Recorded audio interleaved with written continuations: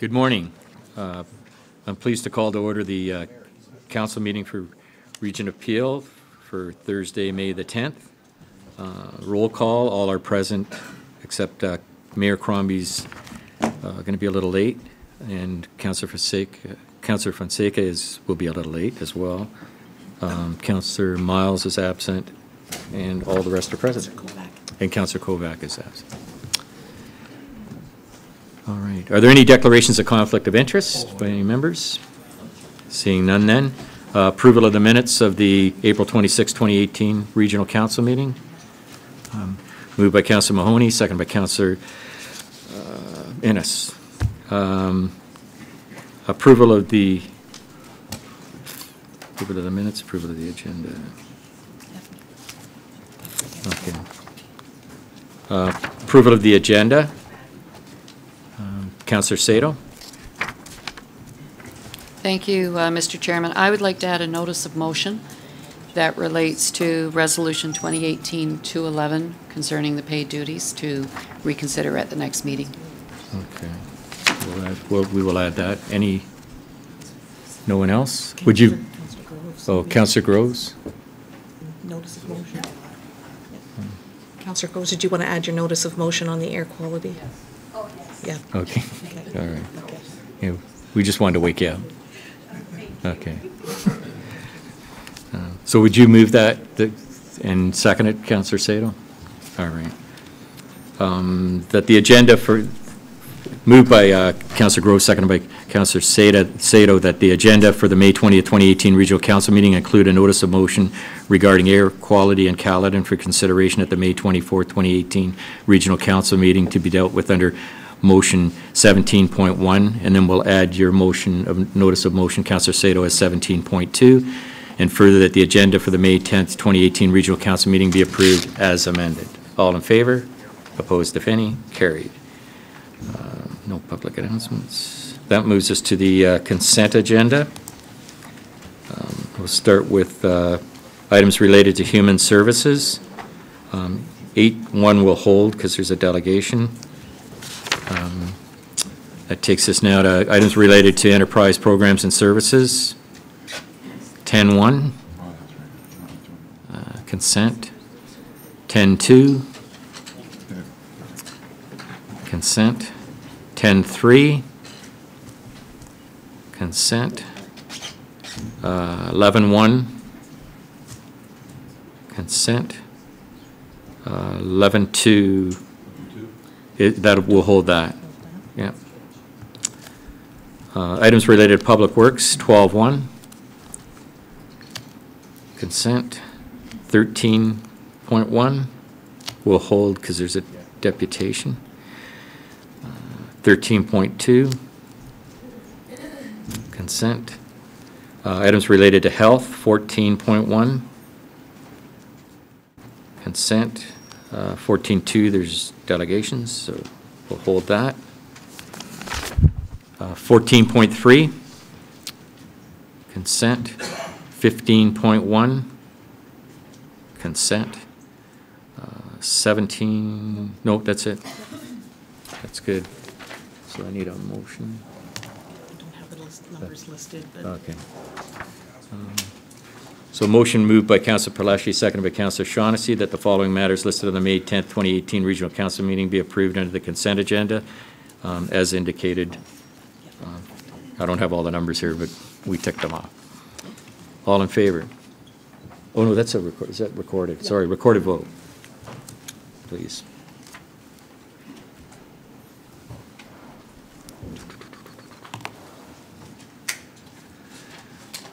Councillor Mahoney?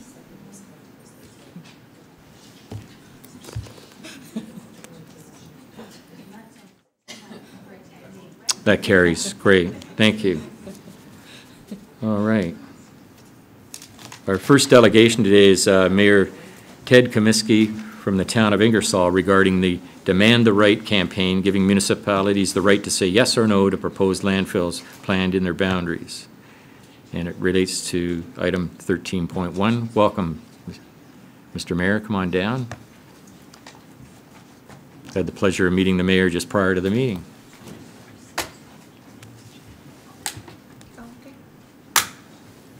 Good morning, everyone. Chairman Dale, your worships, councillors, my name is Ted Cormiskey, and I'm the Mayor of Ingersoll, Ontario, also a past Deputy Warden for the County of Oxford and a councillor right now for the County of Oxford. In 2012, I guess I had only been elected for likely about 12 or 13 months. I was approached by a company in our council chambers who said that they would like to put 18 million ton of Greater Toronto waste and Toronto waste in a limestone quarry just 800 meters from our subdivisions. Town of Ingersoll is 13,000 people. We're on well water. It runs 100 meters or so next to the Thames River that flows through into London, etc. Suddenly the shock hit home, and certainly the shock hit home to the people of the town of Ingersoll, and the request was, what do we do? How do we have a say? Where do we go from this point forward? Certainly talking with the ministry, and the answer is that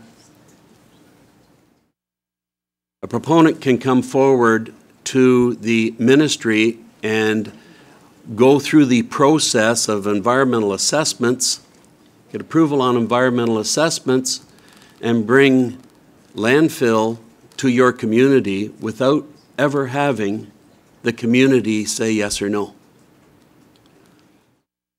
That is why I'm here. I'm not here to ask this council in any way to say no to landfills. I'm here for this council to agree that municipalities have the right.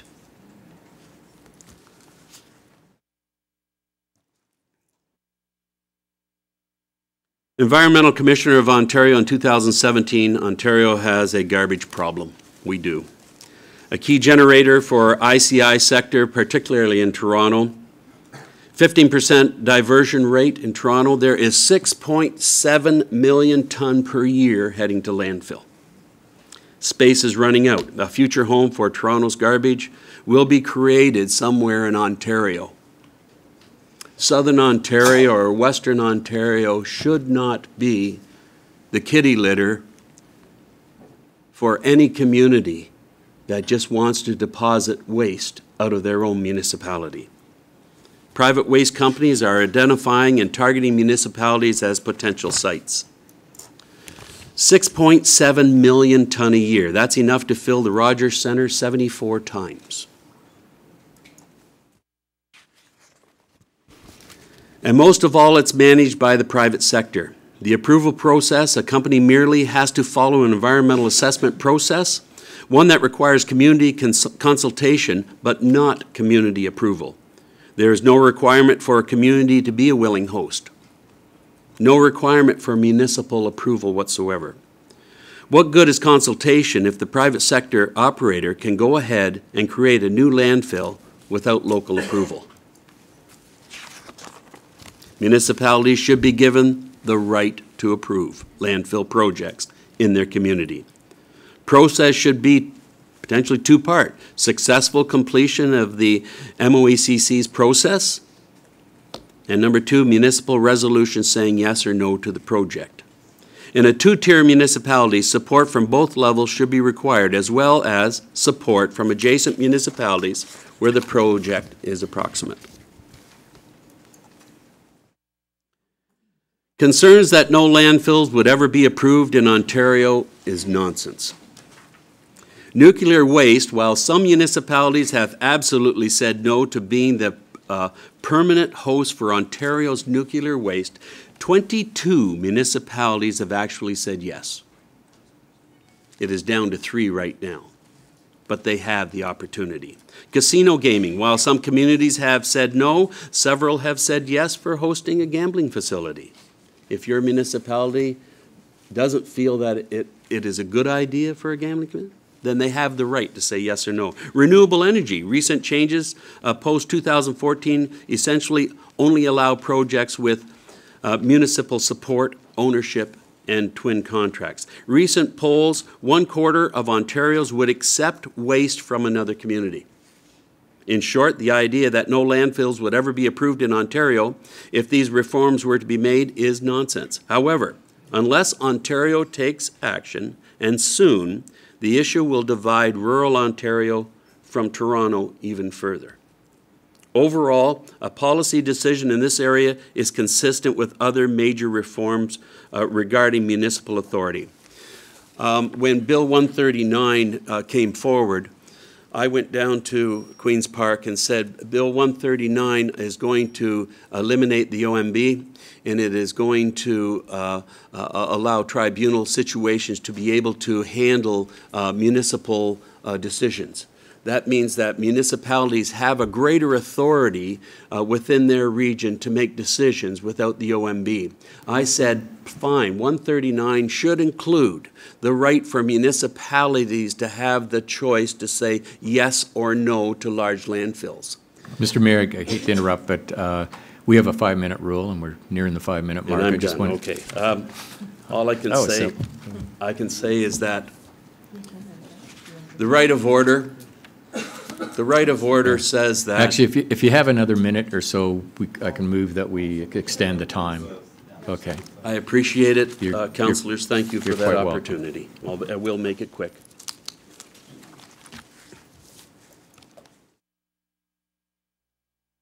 Will that go back? It won't. Okay, don't worry about it. The Demand the Right Coalition is calling on all provincial parties to commit before June, if possible, the election, granting municipalities the right to approve landfills. Right now, we have 50 municipalities across Ontario, and it's growing, that have signed motions that say that their municipality and municipalities in Ontario should have the right. 150 municipal leaders across the province have signed the petition pledge, and over 100,000 Ontarians have signed petitions on this issue. A call for action. Adopt the demand the right solution. Places like Ingersoll, who have 13,000, who have no right to be able to receive a landfill of 18 million ton of garbage right next to their home. We should have the right. You have the right of order today to take the motion which can be placed up and take a look at it and pass that motion today to move to show all parties within the political boundaries of Ontario right now with the election that this should be given the right, the municipalities, to have that position. I ask you to consider it, please, and I certainly do. Chairman Dale, thank you for the extra moment, and certainly councillors for the time to hear me today. All right, you're welcome, and if you'd stay in place, I have Mayor Thompson. Well, thank you very much, Mayor, for coming up here and speaking to us this morning. One thing with clarification, I'm glad you said it was a limestone quarry, because when I was down the Ingersoll Way, I saw, farmland, beautiful farm, and it said, we do not want the landfill site here. So I assumed that was the site, not the quarry. It's actually right in the quarry itself. Limestone is porous, as everybody know. It's a porous rock, and any deterioration to any liners can travel through porous rock, and who knows where it would end up. If I can say is that why risk it? And that's the whole thing. Why risk the situation? So what you're telling us here, as far as landfills, you have a lot of aggregate, so you have pit applications similar to what we have in Caledon. So we do have the ability to comment and have public meetings. With landfill, you have nothing. Correct. Isn't that what we're trying to clarify here today? Correct. Yeah. So far as I'm concerned, I hear you, and we'll see when the thing comes from Mr. Hardiman. But as far as I'm concerned, you have the support on my behalf. I don't know how the others are, but I know this is a real challenge going forward, and I thank you for being here. I had one other quick question, but I just can't think of what it was, but thank you very much. But just to expand on that, just one thing is that I'm not asking you as such to say no to landfills. No. What I'm asking you is to say that you believe you should have the right. And that's what I'm supporting you on, is the right, because I think it's very important. As municipalities, we represent the people, and not being able to have a say is very frustrating. We even find that with aggregate applications as such, even though we do have commenting. Well, I wish we had a little more weight than we do. It is not saying no, but at least allow the municipalities to have a say, because we're the ones with Indigenous knowledge, right? Queen's Park Thank you. doesn't. Thank you. Mayor Thompson, thank you for your support. Councillor Groves. Thank you, Mayor, for your delegation this morning, and I can just go back quite a few years during the Bob Ray days. They tried to bring a dump in our community, and our community fought against it, never ended up there. So I certainly am happy to support what it is that you're asking, and I think it is up to the municipality, and we should have the right to say no, or to not just to comment, but to make those decisions. So we have lots of pits and quarries in our ward, and those are very enticing. Councillor for Groves, landfill. it's- So, Councillor Groves? Yes, What- I know, question. You get to your question? Question, and I really don't have a question for you, just to support. Thank you. All right, then we go Thank to. you, Councillor. Then we'll go to Councillor Raz. Thank you very much, Mr. Chair, and thank you, Mr. Mayor, for coming today. Just in terms of a preamble before my question, we know that for far too long, the province has looked at municipalities as a socio-economic entity of the province. When it comes to willing hosts, I would agree that there are municipalities that want that opportunity. And it really does come down to not only respect for municipalities, but respect for the residents that live there, and that's currently missing. Given that we're in the middle of an election campaign now, do you know what the other three parties have said? We know, I guess, with Ernie Hardin supporting it, that's pretty clear, but what have the When I went Liberals and down the to, NDP if I said. might say, when I went down to Bill 139, I had 4 Liberals sitting there saying, yeah, you know, we believe that that is correct. Municipalities should have the right, but what it doesn't do is does not fit into Bill 139 the way it was opened. And the way it had to be closed, it did not mesh within it. So MPP Hardeman, a private member's bill, brought it forward. It went through the first reading, went through the second reading unanimously. Out on the lawn, we had a small gathering. We brought around 100 people from Ingersoll on buses, and we had speeches out on the lawn. Behind me stood 9 MPPs, and there were 4 NDP and 5 Conservatives who spoke so positively on this that municipalities should have the right.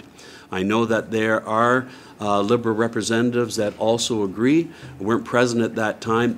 I feel very, very confident in this motion when Parliament gets back together, and so that this should be able to be moved through. What I want, though, is municipalities to stand up and voice to their MPPs and to their locals and say, yes, we also support this, let's get this moving. To understand if this does not stop the landfill in Ingersoll, that's not the big thing. The big thing is that you don't end up with it in your backyard if you don't want it. I'm here to help and support. Understanding that all my travel and everything else is supplied by the town of Ingersoll and no one else. Okay, thank you, Mr. Mayor, and Mr. Chair, I'm happy to move the motion at the appropriate time. If you can put it up. Well, yeah, first of all, there isn't a motion. There's I thought it There's was. a receipt of communication. I was informed that I apologize, Chair Dale, I was informed that it was present. Yeah, we have a motion. Oh, okay.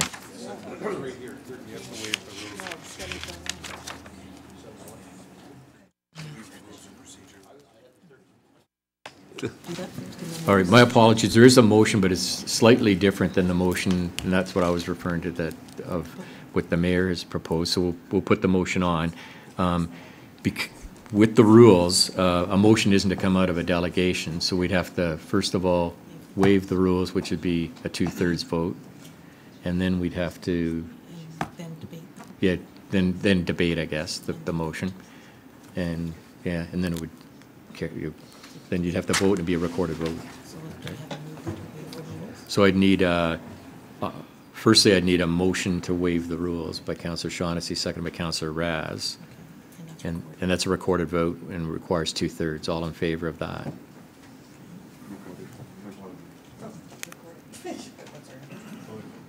It's recorded vote.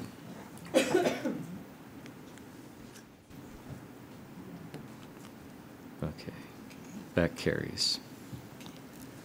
And the motion was on the board. There it is. It's back on the board. Councillor Palashi. Or Councillor Raz, are you finished? I did. Okay, Councillor Palashi. Thank you, Mr. Chair, and I'm happy to second this motion. Mr. Mayor, thank you very much for coming down. As chair of waste management here at the Region of Peel, I've never been a firm believer in burying garbage. I think that it's a little bit old and outdated technology, even though that they're growing nice shiny tomatoes with the soil that's coming out of it. I think that I think there are other technologies out there that we can look at. I know you're not coming here and asking us to say no to landfill sites, but I just wanted to offer you my support as representing approximately 130,000 people in my area. I definitely would like the opportunity to say no to anybody that wanted to put a landfill in the area that I represent. So I'm happy to second the motion that Councillor Raz has put forward. Thank you, Mr. Chair. Thank you, Mr. Mayor. Thank you. Councillor Cook.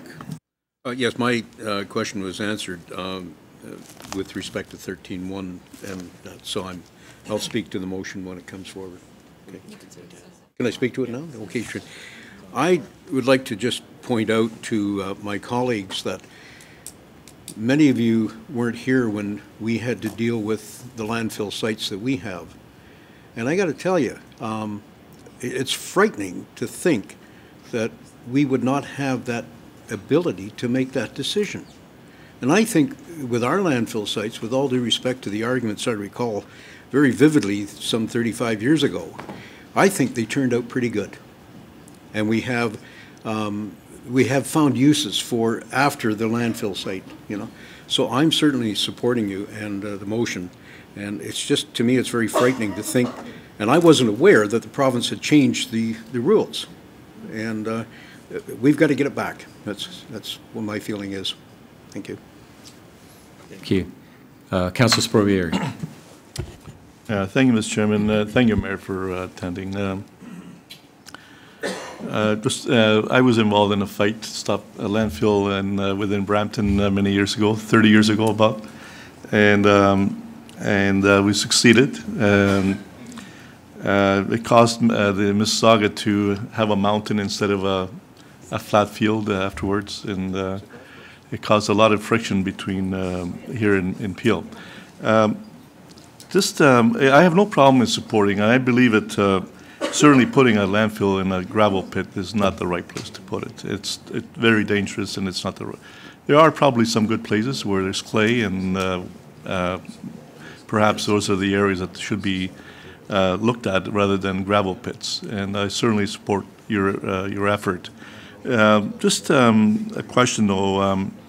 We've dealt with many of these requests from other municipalities, and most of the time they go on death years. The province, and I commend you for taking this step in trying to get support, but normally the province, they don't listen to resolutions from other municipalities. And not that I'm saying that you're wasting your time here. Hopefully you're successful in putting some logic to selecting landfills, because as long as, and you know, Brampton, Peel Region sends some of our landfills. We have incineration and also have shipped to a landfill out in west of here somewhere.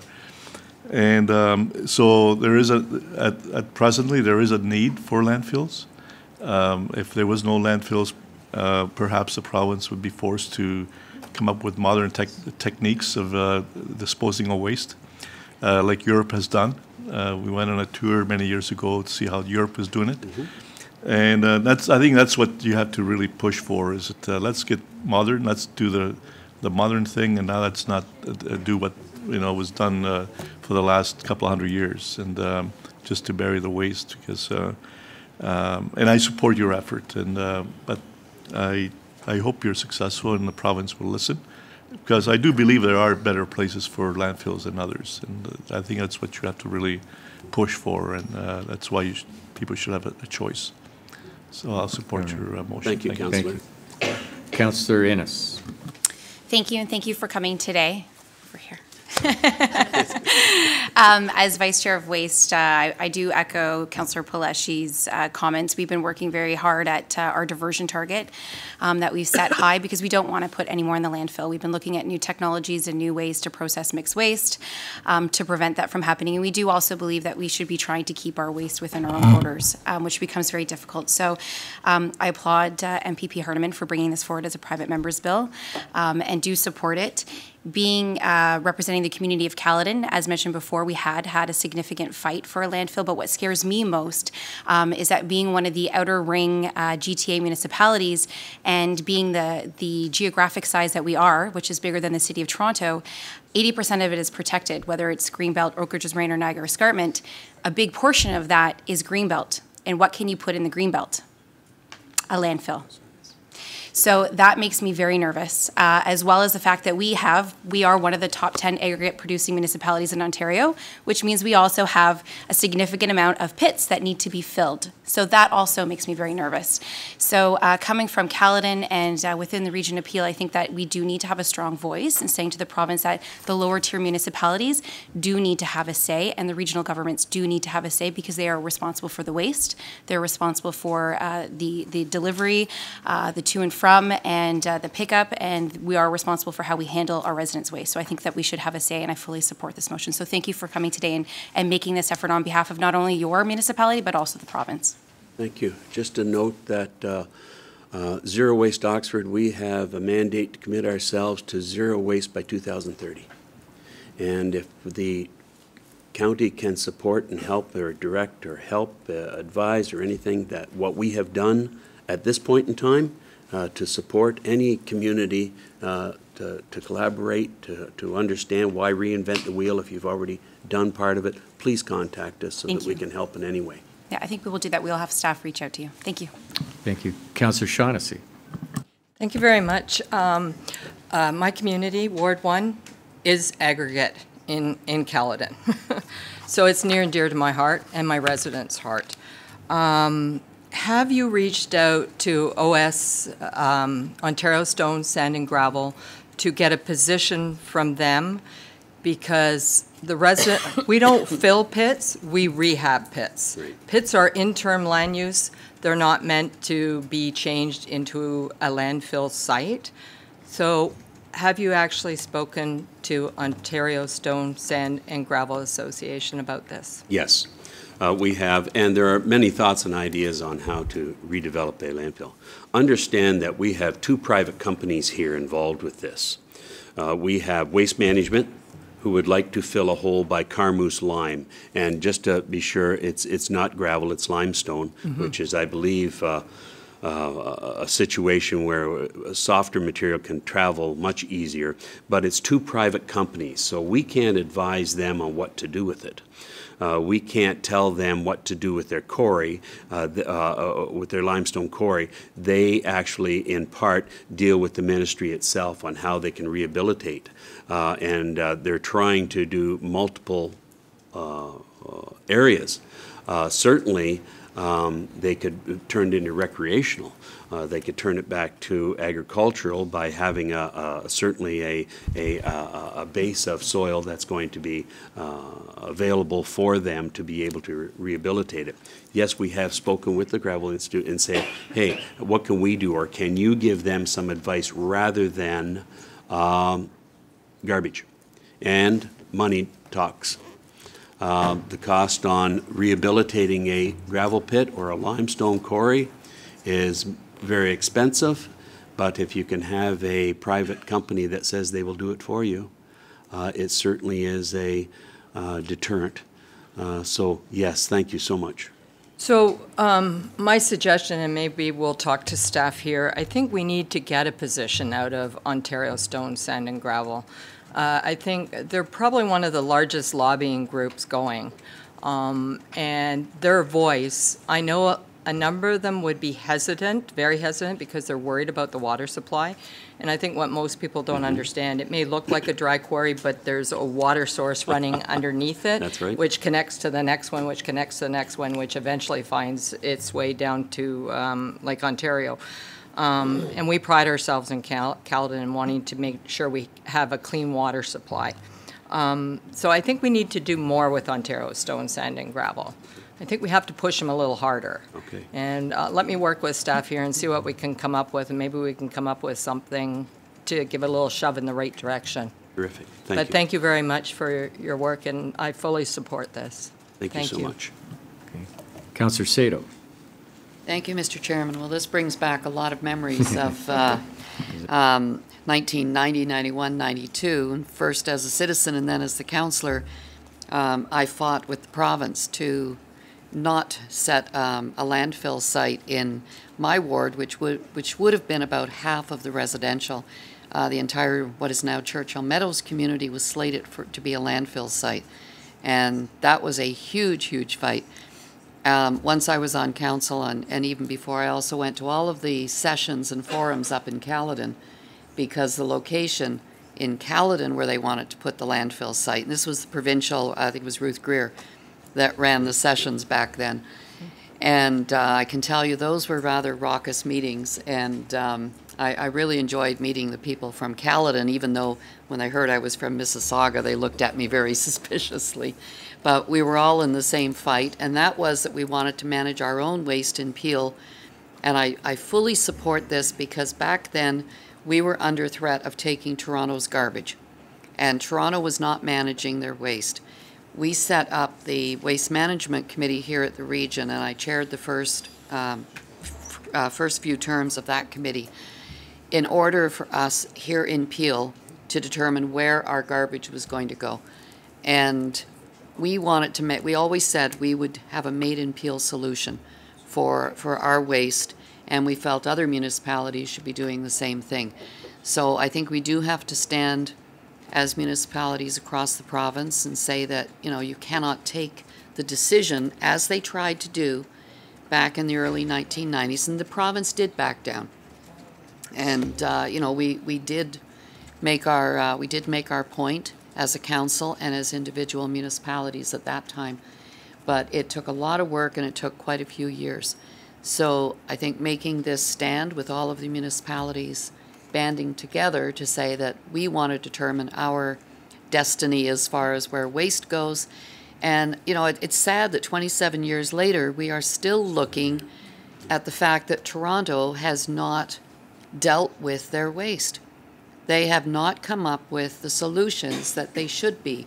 And they've had plenty of opportunity to determine how to dispose of their waste without establishing landfills in other municipalities. So thank you for being here today. I really appreciate it, and I do support the motion. The ICI of Toronto, not only that, but the privatization of residential pickup now is another note that Toronto has really no idea where its waste is going.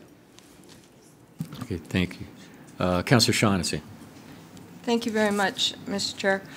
Just a quick friendly amendment. I hope it's considered friendly. Raz, I think, did you move the motion?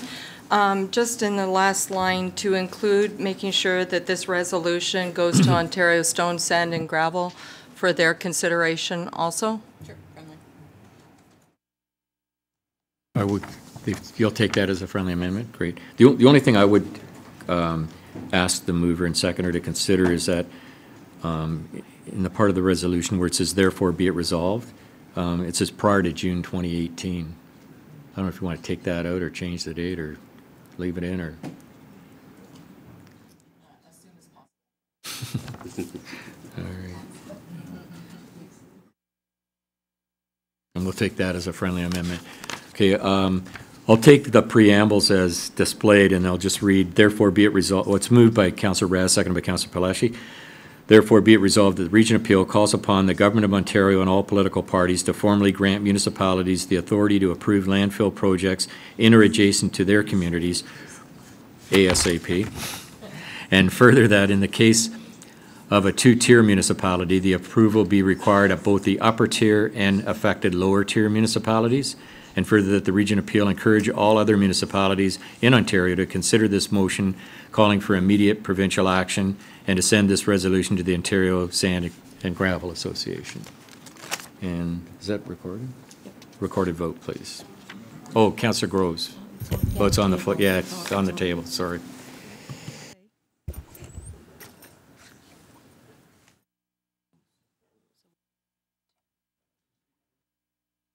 No.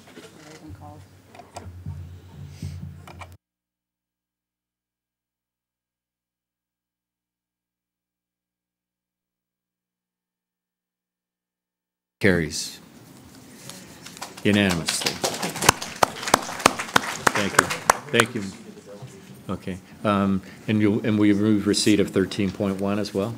Okay, so under communications related to public works, you'll move that as well as deputation, and seconded by Councillor Starr. All in favor then? Opposed if any? Carried. Thank you, Mr. Mayor, for being here. Greatly appreciate it. Councillors, thank you so much. All right, moving right along. Doug Kwan and Doris Cooper, members of Peel Poverty Reduction Strategy Committee, regarding the Peel Poverty Reduction Strategy Report, which relates to item 8.1.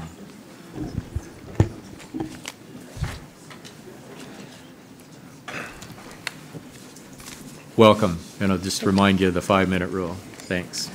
Thank you. Good morning, Chair Dale and regional councillors. My name is Doug Kwan. I'm the co-executive director at Mississauga Community Legal Services.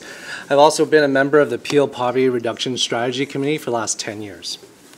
Good morning, everyone. My name is Doris Cooper. I'm a member of the City of Mississauga in large.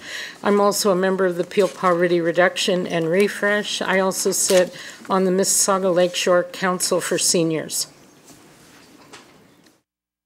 We're here as members of the Peel Poverty Reduction Strategy Committee to highlight the newly refreshed 10-year Peel Poverty Reduction Strategy. The Peel Poverty Reduction Strategy Committee was formed in 2009, co-chaired by the United Way and the Region of Peel. We have representatives from various organizations, people with lived experience, poverty reduction advocates, as well as staff from cities and the region. Councillor Medeiros is the regional representative. Thank you for engaging with our committee. As you can see on this slide, over the years we have engaged a wide cross-section of residents and other community organizations, some of whom are in the audience with us today. This visual shows some of the highlights and milestones that the committee has accomplished since 2012. Just to highlight a few of those accomplishments, the committee developed a Peel Food Charter, which articulates Peel's commitment to creating a food-secure community. We created a Peel Food Map, which identified food organizations and their locations across the region. We also supported the PALMA exhibit on precarious employment, which highlighted the impact of precarious employment on Peel residents in the community. We also signed a community benefits agreement with Metrolinx for the Hurontario Light Rail Transit, as well as piloting the Affordable Transit Program in the City of Mississauga, which then became a permanent fixture as an affordable transit program in the cities of Mississauga and Brampton. The vision and mission of the committee were created in 2012. Through the refresh process, the committee agreed that the vision and mission still applies. The vision is that the Region of Peel is a livable community for all individuals and families. The mission is to create a Peel community where everyone works together to build a poverty-free future. So why is poverty reduction strategy important to the residents of Peel? According to the 2016 census, more than 175,000 individuals and families experienced poverty in Brampton, Mississauga, and Caledon.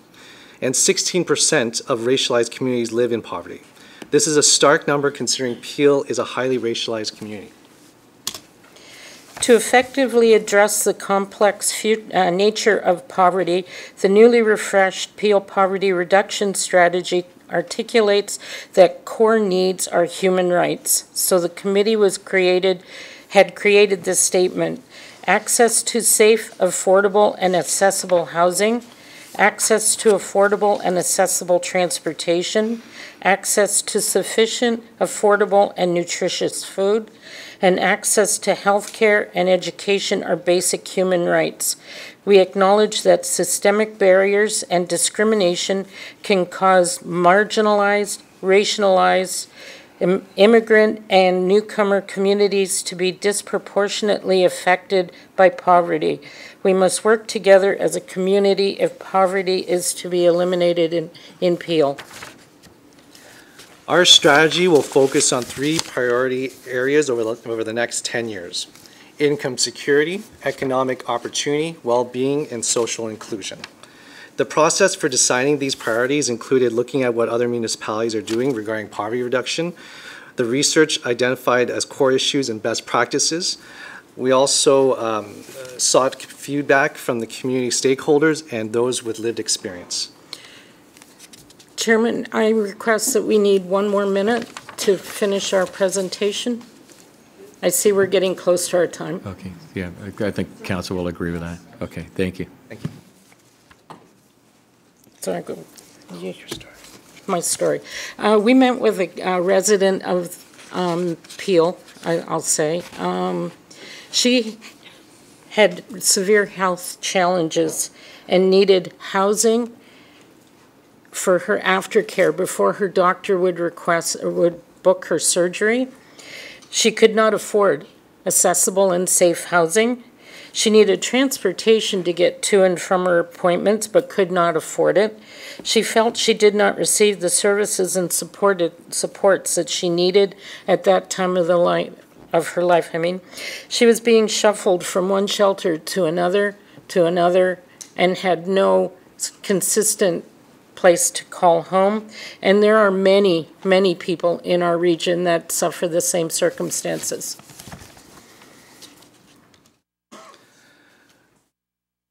These are our goals for the next 10 years.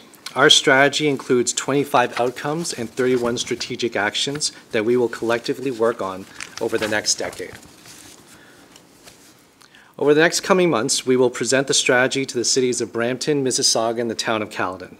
We will relaunch the strategy at the Tamarack Cities Reducing Poverty Eastern Summit, which will be held here in Peel in September. We will begin implementation of our plan, as well as we will provide ongoing progress updates to council and our community. We look forward to Regional Council's endorsement of the strategy, as reducing poverty requires all of us to play a role. We are committed to working with residents, organizations, and all levels of government to ensure no one is left behind. We thank Regional Council and staff for your ongoing support, and thank you so much. If you'll just stay in place, thank you. Councilor Medeiros. Thank you, Chair. I'd like to move receipt of the delegation and also bring up the report 8.1. But before, I'd just like to thank you for the delegation and just let members of council know, just to recognize the passion and contribution each organization, each member of the committee bring to the table. It's really remarkable and how they represent our numerous communities, be it Brampton, Mississauga, or Caledon. And certainly, I do have Councilor a question. Medeiros, I do have a question. Yeah, no, just on a technicality. If you want to get a seconder to the motion. Oh, okay. Okay, Mayor, second it. All in favor? Okay. Oh, no, sorry. It's got to go to a recording. Yeah, we'll do it. I apologize. Okay. Go ahead. Okay. Are we voting? Not voting? Okay. Sorry. Can you just, the community benefits, I just want to enlighten some of my colleagues, the community benefits for the Metrolinx project, and why I love that initiative in terms of that innovation, in terms of looking at a public project and trying to ensure that that's benefiting the community, and how we can look at other projects that maybe our respective council are involved in, because there's a lot of infrastructure projects, a lot of development, and how we can sort of leverage those key public investments to have further benefits in the community. Maybe you can just some comments on that. Certainly, thank you. We very we have high hopes for the community benefits agreement that we established. It's a means where infrastructure money can be used for public good, where jobs and apprenticeship programs can be created from that one infrastructure project, thereby leaving a legacy for the local community. We're hoping that that could then be, we could develop best practices for future infrastructure projects. But it starts with the largest infrastructure project in Peel, which is the Huron-Ontario LRT. Yeah, and through the chair, I think that would be a great sort of test, and hopefully that some of the best practices from there, we can start looking at some of our programs. Because I do know here at the region, we've started signed up with Hammerheads. And I think an initiative which essentially is putting apprentices, getting especially those youth who are with socioeconomic challenges, and trying to recruit them into apprentices. So I just think the community benefits is something that we should explore further as we move. But thank you very much, and thank you to all the members for all their hard work. Okay, thank you, Mayor Jeffrey. So good morning, and I wanted to thank you for your deputation this morning. I have some advice for you, something that actually made an impact on me, and I appreciate that you're working on a very robust strategy with all of your partners here today, and you have a very strong fabric of groups working together, which is extremely helpful. But for someone like myself, when I first became an MPP back in 2003, I had a group come and educate me about the gaps in the services. I recommend you do that and make a point of meeting with each new MPP after they get elected, even if they're a returning member. Poverty 101 for me back in 2003 actually impacted a lot of decisions that I made in the 11 years I was at the provincial legislature. So much so that we actually made some progress on, at the time, mental health funding, child care funding, and education. It's incremental, and the more advocates you have who are in the seats making those decisions, the better. But their knowledge and their understanding of poverty is very limited. They go in trying to make a difference, but they don't know how. And the challenge is the funding formulas in all of those sectors for high-growth communities do not meet our needs. You can't do more with less. I'm very hopeful that the census data coming out of the federal government will help us, but for a city like Brampton and Mississauga, it's always catch up. I think we are the lowest funded LHIN in Ontario. That makes a huge difference. It means our residents and our citizens are always put at a disadvantage.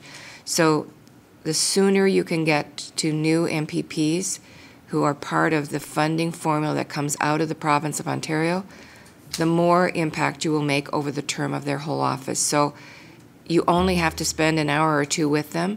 And for me, it changed how I looked at all decisions that I made on a go-forward basis, because I understood to my core where the gaps lay and what my responsibility was to address. So I know it made a difference for me. My suggestion is it's time well spent, and you have enough organizations who already have relationships likely with those members who put their name on the ballot.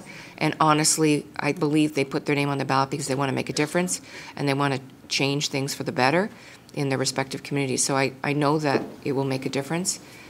It's time well spent. So I want to thank you for all the work that you do and all the people here that are fighting for our residents to make a difference and help them lift them out of poverty. Thank you. Thank you. Thank you. Mayor Crombie.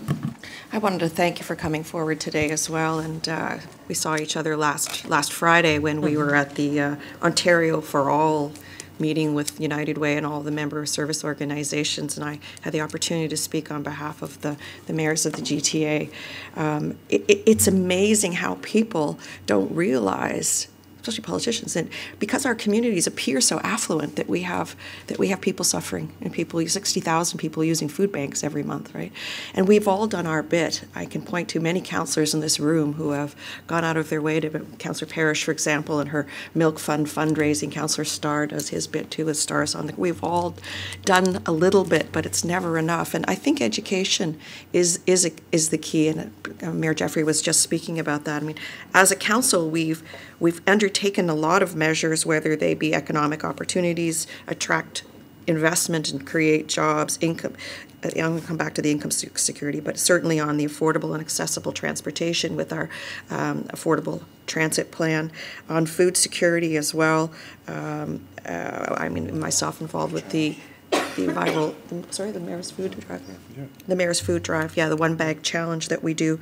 And we've come up with in Mississauga as well, the affordable housing for the middle class. So we're all trying, but education really is the key. Now, there is a pilot going on for guaranteed annual income. I think, what was that in Barrie? Can you speak to that? Was it Brampton? Hamilton. Do you have any information on the outcome of that pilot that was done on the guaranteed annual income? I believe it's also happening in Lindsay, and I believe it's 3-year pilots. Mm-hmm. And it's fully enrolled, as I understand. Yes, of course. Does our commissioner want to speak? Thank you. Through the chair. At this point, we don't have any formal feedback on how the pilot is going, but we have received some media coverage and some informal anecdotal information about how the pilot is enabling people to improve the quality of their life. So we're still waiting for that formal response. Yeah, it'll be very interesting to see that, see the outcome and the results. So education, we're in the middle of a provincial election. Try to get to the candidate meetings, ask those questions, talk about fair share for Peel, how, as Mayor Jeffrey has said, we don't get the same level of funding, but the funding model the formula is antiquated. It wasn't anticipating the amount of growth that we've had so quickly, so we're not getting our share. So get out there and get the message across, and thank you for all you do. Thank you. Thank you. Councillor Sato. Thank you, Mr. Chairman. Thank you for being here.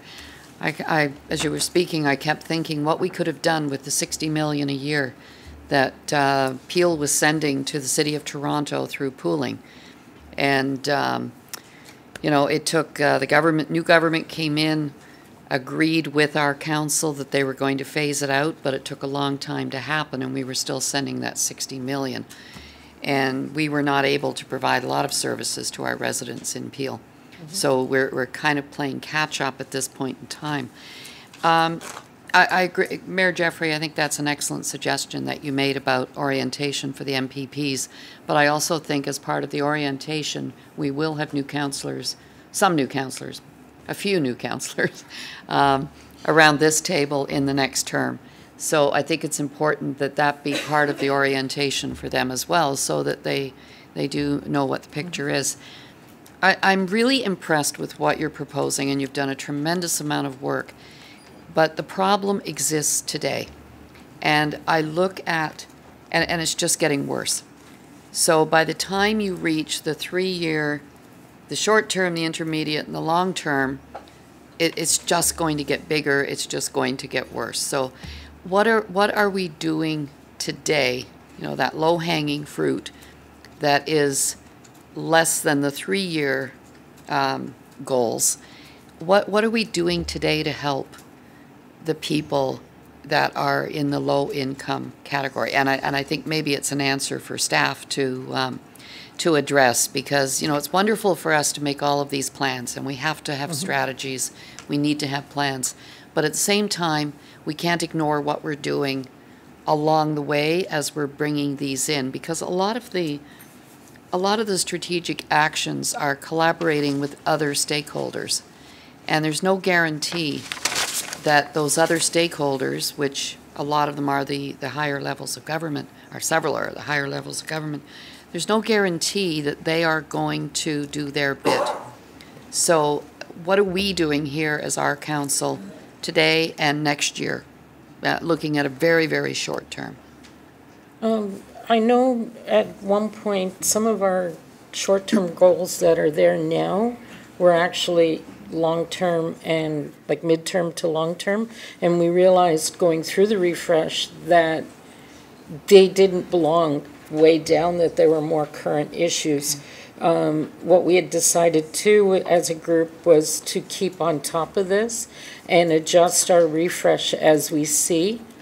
If something pops out at us as an emergency situation, we could address it at that point. I believe I've got that right? I'm looking at Adoma, sorry. Okay. Maybe staff could, Commissioner could respond. Yes, through the chair. So there are a wide range of programs that we currently provide related to poverty prevention and assisting those who are in poverty. And it could be anything from housing subsidy that will assist someone who's in arrears, to Ontario Works, child care fee subsidy, our new affordable transit program, employment programs, our income tax preparation clinics. There's quite a broad range of programs. As we have also reported to Council, we are taking a look at the way in which we provide assistance, and we're trying to move to more of an upstream investment and prevention. So, for example, we recently came forward with the Peel Housing and Homelessness Plan, where we are evolving our programs away from reactive, dealing with people in shelters, and trying to help individuals with a housing first approach. So there is a lot of work that's going on at the region in terms of addressing poverty. Okay, thank you. I mean, I'm personally aware of those programs. I just thought that today we should be making it public as we're in a council meeting, that we're not just planning for the future, we're dealing with today at the same time. So thank you, you are doing an incredible job. Thank you. Thank you. Mayor Thompson. Well, no point echoing what I totally agree with what's already been said, but what I got to say is congratulations on the fine work you've done. I have one quick question is, have you reached out to all the service clubs through all 3 municipalities? Because you've got great data here, and I appreciate coming here, but it's the converted, but I'm just saying the service clubs are there for community betterment, and I think there's a lot of ways to partner. I think you've collaborated well with all the different working groups. The service clubs are there. Have you considered that one? I believe we've reached out to like the Boys and Girls Clubs, those sort of services. Yes. What about the Rotary, the Lions, the Kinsmen, different groups like that? I thought at one point they were reached out to. You got great data to show, and I know they would really appreciate it. You know, they have, especially the Rotary group, they'd love to have people come and speak at different things, but asked to get on the speaking list. I think you've got a great story to tell, and it just helps makes the community stronger. We'll have to look into that. Thank you. Very welcome. Thank you. Councillor Parrish. Yes, thank you for coming today. There's a couple of things we can all do. I have quite a bit of development going up here, Ontario, because of the LRT, as does Councillor Yanika. And I usually go to the dark meetings. It's a preliminary meeting. They send their plans in, and there's comments on around the table. And I sat through one yesterday for an hour with a big development, 6 high-rise towers going in on Eglinton and here, Ontario. And nobody mentioned affordable housing in it. Not our staff, not the regional staff, not anybody. So I brought it up. And then the regional staff agreed, yes, our objective is to try to get 18% affordable housing. I suggested that the city of Mississauga is going for 10%, but if we get more, that's great. But the developers weren't upset about that. They just want to know what's required of them, and they're ready to do it, because there's 2,000 units going in there. So I think each one of us, when we're dealing with the developers in our areas, we should keep stressing that there has to be affordable units in those buildings. And we have to hope that the region will ante up and buy some of them so that we can control them and they stay affordable. The second thing is Bombardier is moving from Downsview to the airport location, right on the airport grounds. And they're bringing in a center of excellence where they're going to be partnering with Pearson Airport to do training and apprenticeships. Mitsubishi already does that with the mayor's youth employment thing. I think they have 77 kids there, mostly from Malton, that are being trained. And the thing that bothers Mitsubishi is they stay there for about 6 months and then they go to Bombardier because they pay more. So the competition's going to be really fierce. The point is, the apprenticeship programs are what we should be really pressing. Because I do a milk fund, and you can give people money and they can feed their kids, and we have to do that. That's short term. But the long term is these kids have to be trained in a job that they can take care of themselves. So my 2 points would be all of us around the table talk to our developers when they're coming in with buildings. And secondly, I think we have to put a full court press on with Bombardier to make sure that that center of excellence really does take a lot of the kids in there. Rexdale has kids that need help. Malton has kids that need help, and that would be a perfect location. And thank you very much for coming. Thank you, Councillor. Thank you. Thank you very much. It's an issue that we're all familiar with, and we're all working together to try to help. And I think today there's been some excellent suggestions made to you, and I certainly, on behalf of all the council, want to thank you not only for your deputation, but for all the good work that you and your committee are doing to help reduce the poverty, or strive to reduce the poverty level in Peel. There is a motion, and it's been moved by Councilor Medeiros and seconded by Mayor Crombie, that the 10-year Peel Poverty Reduction Strategy 2018 to 2028 attaches Appendix 3 to the report from the Commissioner of Human Services titled Peel Poverty Reduction Strategy 2018 to 2028 be endorsed. And that's a recorded vote. Please. Thank you.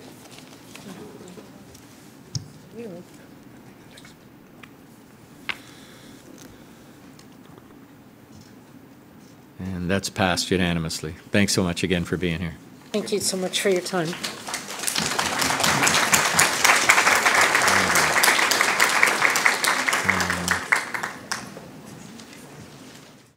There's a number of deputations with respect to the butterfly, and I'm going to suggest, first of all, that my suggestion would be that we hold all questions until we've heard all the deputations and presentations. And I would also then move that we extend the time, obviously, because, and if we could have a vote then with a show of hands with respect to extending the time on this. Carried, thanks. And then I'm going to ask that we change the order, and we'll go first with 7.5, and then to 7.4, and then to 7.3. And prior to even calling them up, I'd like to ask Kathy Granger, who's the Director of Long-Term Care, if she'd come forward and make some opening remarks and introductions, please.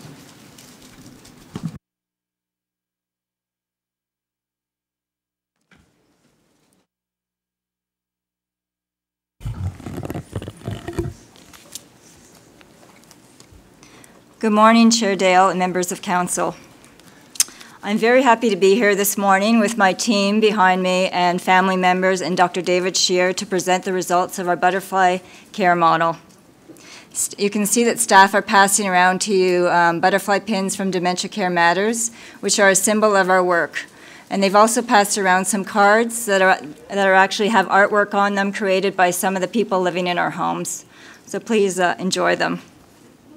We want to thank you for supporting this work and helping us to create the first butterfly home in Ontario at Malton Village. So thank you. We are very proud of some of our results, which include people falling less antipsychotic drug use, fewer cases of worsening depression, and more social engagement. But beyond these stats, this work has helped us to create an inclusionary culture where staff are happier to come to work, and we've created a place that people living with dementia can truly call home. Before you hear from Dr. Scheer and some of the family members of those who live in our butterfly home, we wanted to show you a documentary-style video we've put together about the project. This will allow you to hear from staff directly about their experience working in our butterfly home and see the changes that have been made. Please enjoy.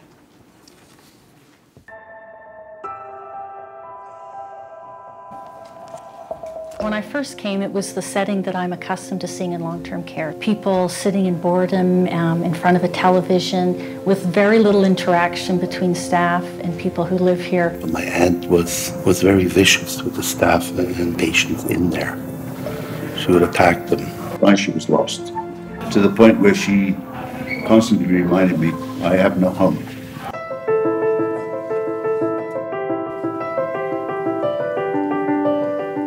I don't feel like I'm going to a facility anymore. It just feel like a home. This program, you know that they are not dead inside. There's something inside of them. Butterfly program, just pop. I have more freedom to hug and to kiss, and I love it. But I see a miracle at work every day. For every 5 years we live past age 65, our chances of developing dementia double. Up to 80% of people living in Peel long-term care now could qualify for a diagnosis of dementia. And in the next 5 years, the region of Peel is projected to have one of the highest rates of dementia in the province. Dementia is the epidemic of our times. We do not have any cure for Alzheimer's or dementia in general at this point.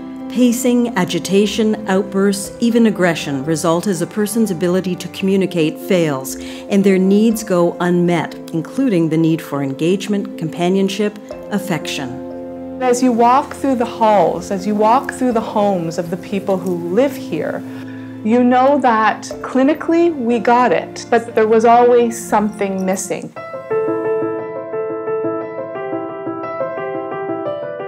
In March of 2017, the region of Peel partnered with Dementia Care Matters from the UK for the first Ontario pilot of the Butterfly Household Model of Care. At its core is the individual and a recognition that people with dementia still have strong feelings, emotional connections to the lives they have lived, and they are still very much alive and living in the moment. Staff are used to really following rules and regulations, processes, and working by the book. With this model of care, we're asking them really to care with their heart. The shift started with language, not tasks, but moments, not patients, people, not a facility or institution, but a house, a home.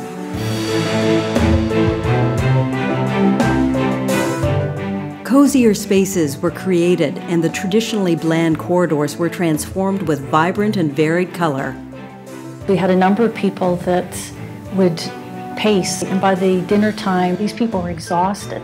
So we'd start to see responsive behaviors. They'll move between the colors and they'll stop because of that sharp contrast. Staff members traded in their scrubs for regular clothes. They spent time learning about the people in their care, and then they began to fill the home with things of meaning, things with intimate connections to the people living here. Well, one of the gentlemen was a pastor, and he wanted a church door. So that door's lovely for him. So now he knows which door is his because it's different than the other doors, but it's a meaningful door. It has something about his past associated with it, and it's quite lovely.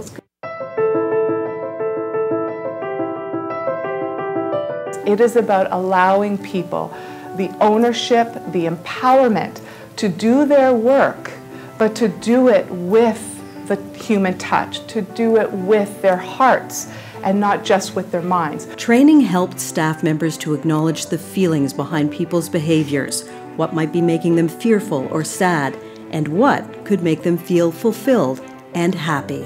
Before we are going, oh, job load, get them up, feed them, we don't have enough time to spend with them.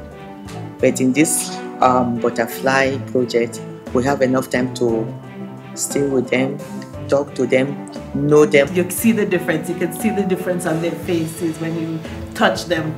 Because before, I don't think we were touching them as much. This is people, life we're talking about, making them happy, making them comfortable, making them feel love. Because they have dementia doesn't mean they're dead. They're still alive. They still need everything that they used to. When I put someone in bed and I stand and I look, I say, my God, you look so good. It's fulfilling. They might not say thank you, but you can see the smile on those faces. And if they can't even say thank you or smile again, you just look and say, my job is done. So it's fulfilling for me personally, you know. So I enjoy every moment.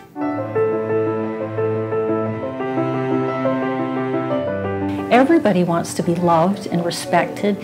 They want to be busy and be doing meaningful things. Was given a tea in a plastic mug. And we just happened to mention about the China teacup. Now they pour the tea in her China teacups. That's wonderful. And it's these little things that mean so much. It's not only serving them, it's having them help with the service. So setting the tables, stitching out their food. Fiddle boxes, they call them, so people can fiddle with the contents. So for example, we have a woman who is a seamstress. That was a very important part of her life. So in there are materials that have great tactile quality, you know, silks and velvets. Quite often he comments on, I cannot play music the way I used to. And I said, but you still play music. Because what happens is that I sing and he plays. And then we join and we sing together. He'd end it with a bang and, he'd look at it and he'd say, oh, that was good. We have 2 officers from the retired Peel Police Association, and they come in and connect with one of the people who live in the home on the advanced side who's a former police officer. Because the first day we brought a forage cap, the police cap with the red band. We brought, there was a Toronto Police shoulder patch, and you brought the patrol pants with the red stripe, and he instantly recognized these things. And the staff were just amazed that within a matter of moments, he was trying to communicate with us. He's actually started to speak. He's somebody who has not spoken for a couple of years or interacted with his environment, and now he speaks regularly. It's still there. They can hear, they can feel. So to see the smiles, to hear the words, it's really been nice, honest to God. They still have life. They still can laugh and talk to you. Hold good conversations too. Before that, I just feel like coming here and just walk and go home. But now I feel as if I'm coming to chat with my family. When I see these individuals, I find them to be in a calmer place. I find them to be in a happier place. But knowing that my father's on that unit, to know that I have people who actually care for him, with him, and not just do for him, it's really made a big difference for me. It really brought the residents back to life. It brought the staff back to life. What we are establishing is a place that they want to come to work, that they feel more dedicated, that they feel more ownership.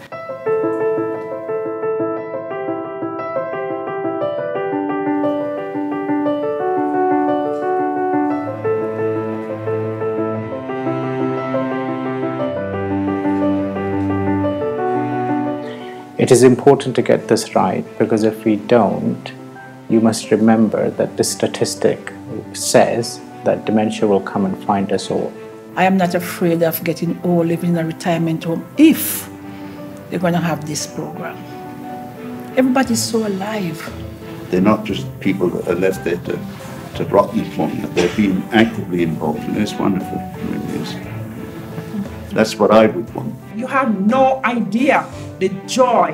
When I think about it, sometimes I have to cry and say, oh my God, I have seen the success in Butterfly. These are people who have given so much to others in terms of their family, our society. Why shouldn't they have the best quality of life? And I really think this model brings that out for them, their families, staff, and for our sector. When he comes here, he feels he's at home.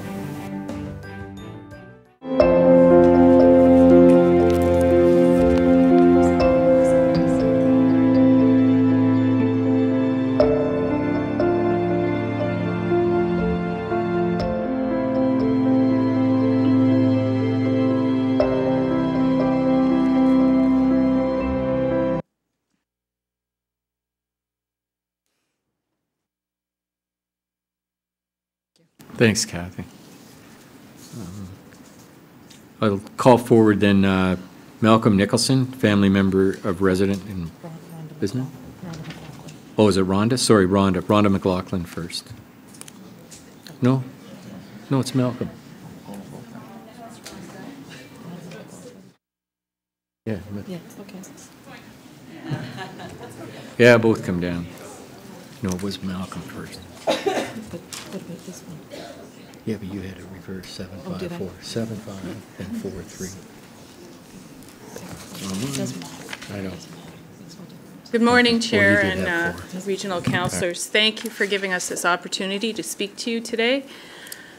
First of all, I want to say I am so very thankful that my mother was in a regional home. I really am. But even more thankful that it happened to be Malton Village. and that Dr. David Sheard happened to come along, and that the region allowed him to start this butterfly home. I can tell you that my mother was a very independent woman, and she just passed away 5 days ago, and I thought it very important that I be here today to speak to you, because that's how much I believe in this home. My mother, at 94, still wore leather pants, carried her red leather purse, and had a smile and an attitude, and you would not have known she was 94. When she first came to Malton Village, as you saw, it was fairly institutional looking. My mother, being very independent and a very private person, spent most of her time in her room initially. With the door closed, she had a TV and a phone, and she kind of stayed there. As the butterfly program progressed, I noticed that she was out of her room more and doing more things with the staff. And the staff were changing. Not the people, but the attitudes and the beliefs and how to deal with people with dementia and Alzheimer's. And it has been a wonderful program, a wonderful program. I can tell you, not just with my mother out and doing things and smiling, there's pictures I have for her service and the reception afterwards. I had pictures from Malton Village of her because she was smiling and happy in all those pictures at the end of her life. And I can tell you that other residents in the home, I observed change throughout that time too. People who were nonverbal or who had reverted back to their first language, which was not English, were starting to speak English again, even if it was just hello, hi, how are you, and progressed to even sentences. People were falling less, staff were more happy, residents were more happy, everybody was engaged more. I think that this program is amazing. Where has it been all these years? Where has it been?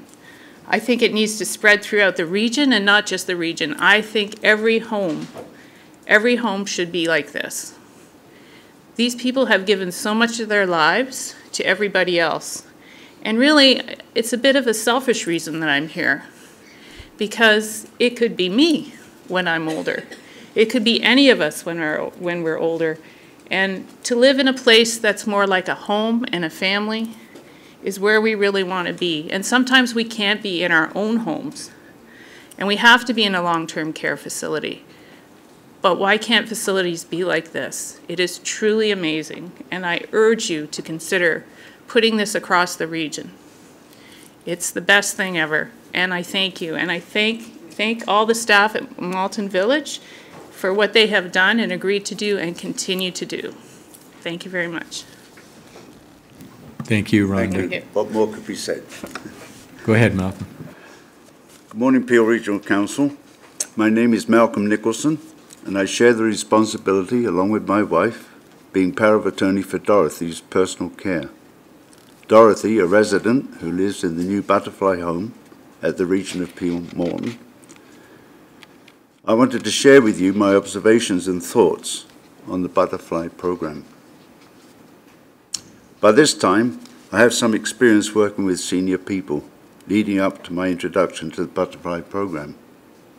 My father, who was never sick in 79 years, after a short stay at the Toronto St. Margaret's Hospital, succumbed to cancer. My mother stayed in the house till 1991.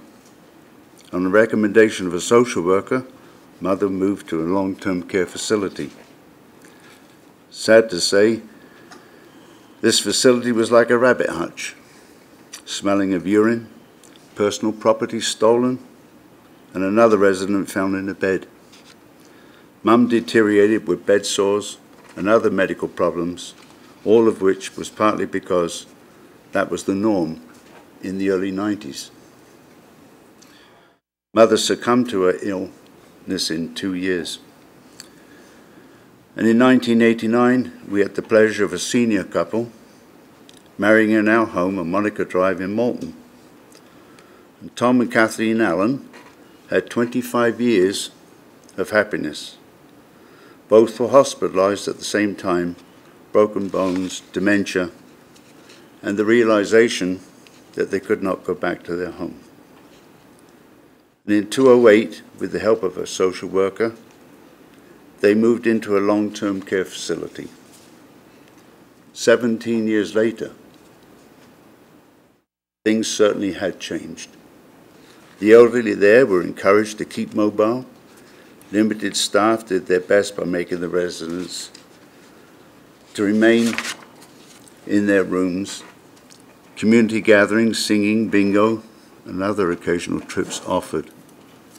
Tom died in 2010.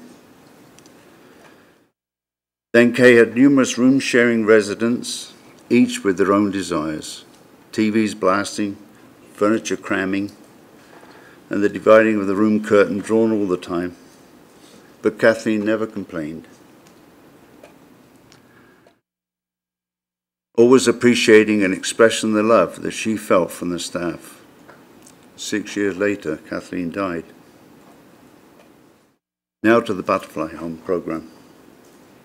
April 2017, it was recommended by the CCAC Dorothy could no longer stay at the Western Gardens retirement home due to dementia. Safety was a concern too. We had to agree within 24 hours if and when a bed became available. Indeed, a bed did become available, and Dorothy took up residence in the Morton Village long-term care. In the Morning Star wing, Dorothy was very unhappy, staying with the door shut to her room. We decorated her room with her own art, photos, and a bird feeder outside the window and furniture from her own home. Everyone except Dorothy was thrilled with the setup. We were seeing Dorothy's dementia increasing. We discussed this with the nursing staff and with the assurance that this was normal behavior.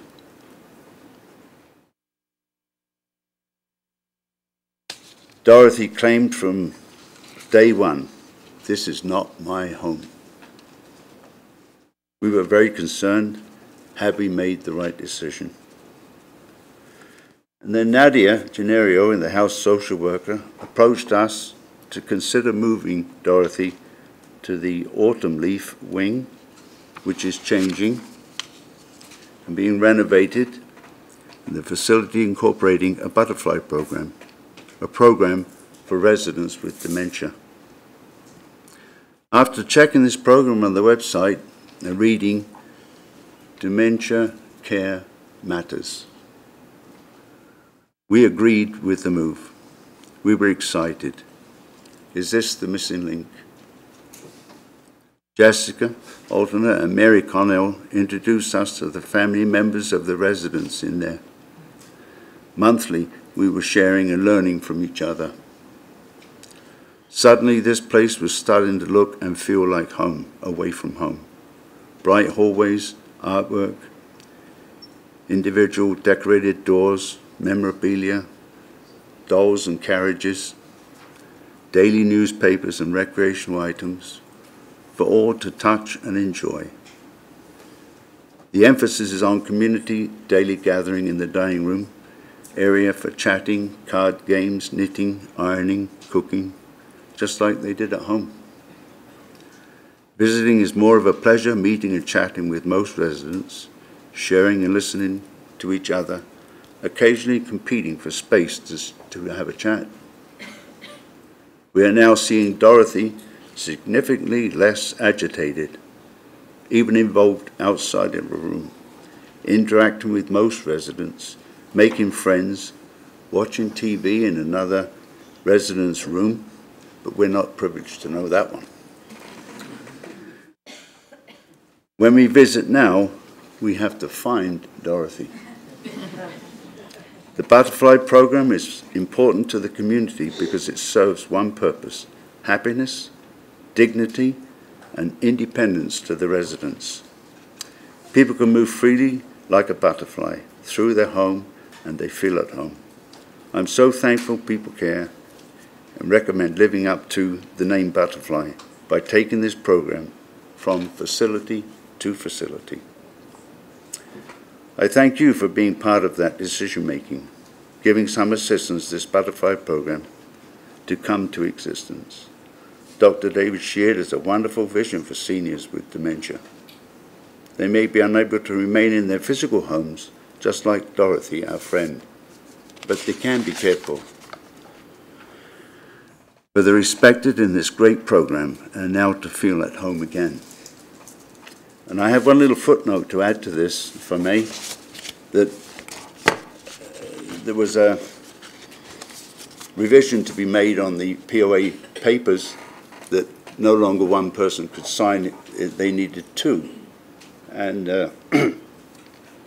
in having this done, it involved Dorothy's lawyer, and he went to the facility to get the signature necessary and took along his wife and a witness for that purpose. And Diane, the lawyer's wife, had just had her mother into a long-term care facility in North York. And David said to me, bringing the papers to me, "Wow, what a facility you've got there." I said, "Oh, yeah." He said, I said to him then, "Are you going to move your mum to?" "No, wait," he said. "Diane's already taken it on. She's going to be an advocate and get it done in North York." So I think that's commendable, and I appreciate your efforts in getting this program going. Thank you. Thank you both for being here. Yeah, you can do those. This brings us now to Dr. David Sheard, Chief Executive Officer, Dementia Care Matters. And I think Kathy's going to join you or not? No, she's done her part.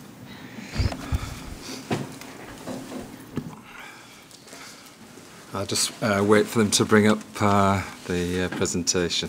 Thank you, Chair Dale and councillors, for the honour of returning from the UK back to the region of Peel and hearing the findings of families is more profound than anything else I will have to say. Obviously, Dementia Care Matters has a global mission, and the global mission is to eradicate these images throughout long-term care in every country in the world. These images have existed for the last 30 to 40 years and have become normalised as if this is an acceptable way to provide life, care and support to people, when actually it does the very opposite. It kills people with dementia's spirit inside. I am delighted to be able to actually talk to you about the results of the Butterfly Home at Malton Village. In November 2016, this was the outcome of our first audit on the first day I arrived. And you'll see in this table here that these are 5-minute periods. So there were no 5-minute periods of positive social interaction, no 5-minute periods of positive care, 59 5-minute periods of neutral care. Neutral care being defined as boredom, lethargy, staring into space, task orientation, and 1 period of controlling care.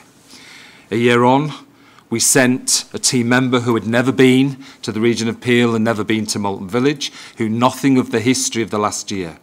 And this was her graph presented to us 1 year on.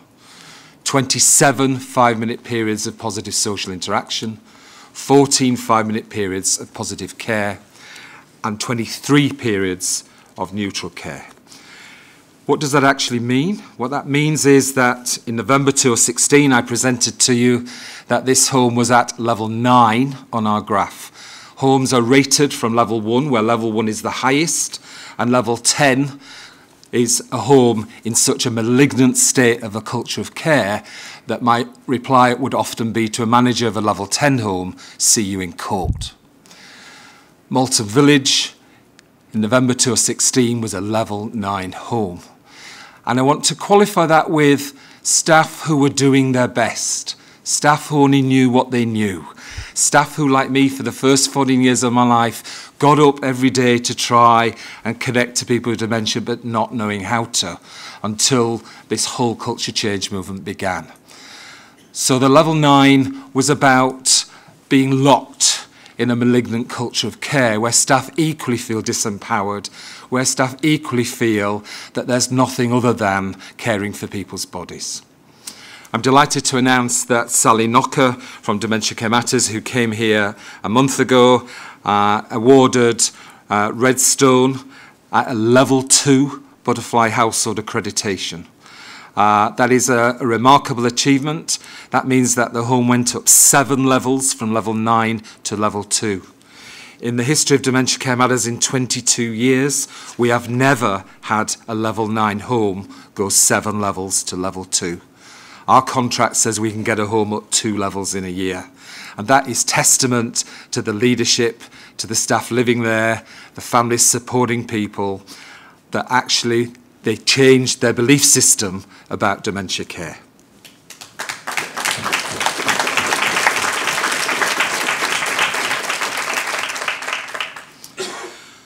So what were the outcomes?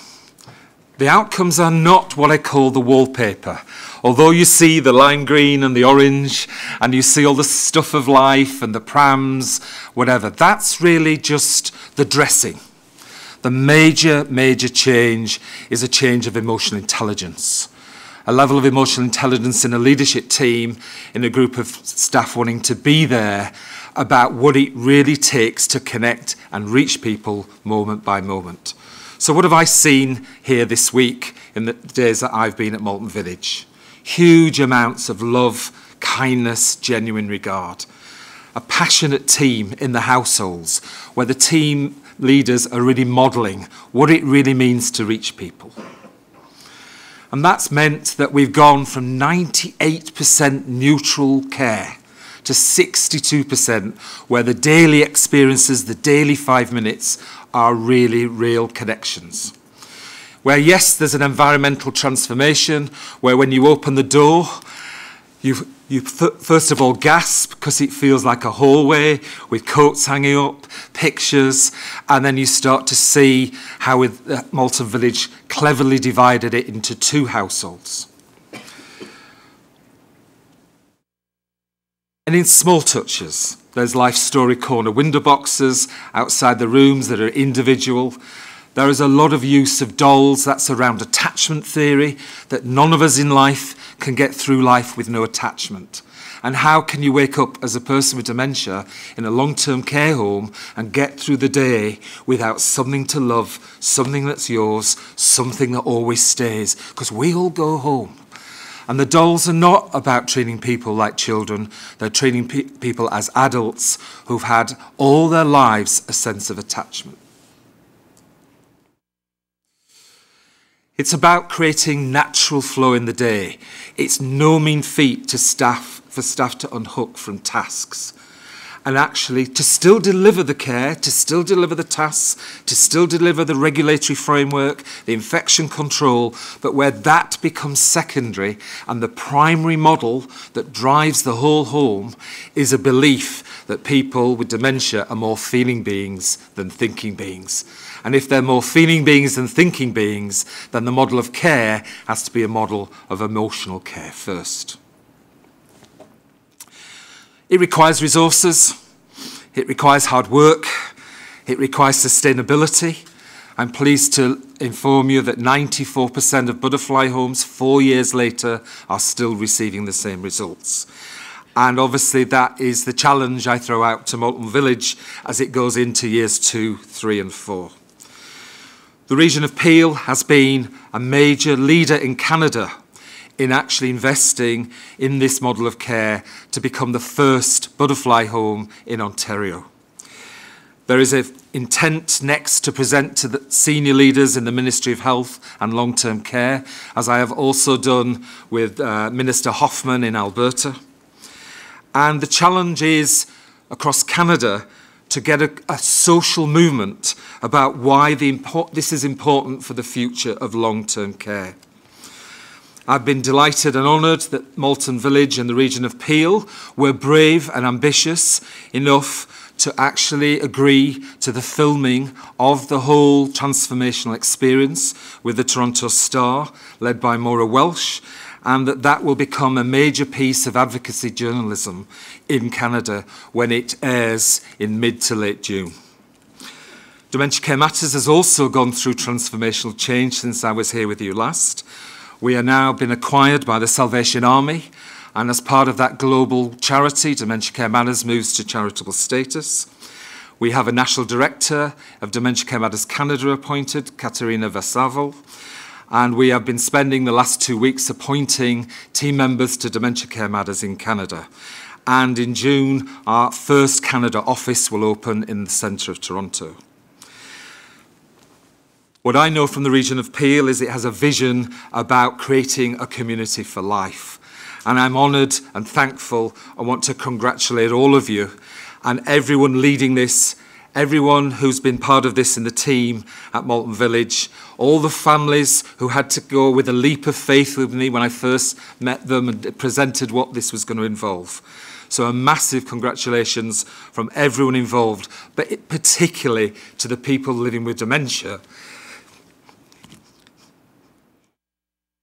who have proved to me time and time again, and for the first time in Ontario, that actually they have much to teach us about living in the moment. All we have is now, and Canada is all we have is now to transform long-term care. Thank you.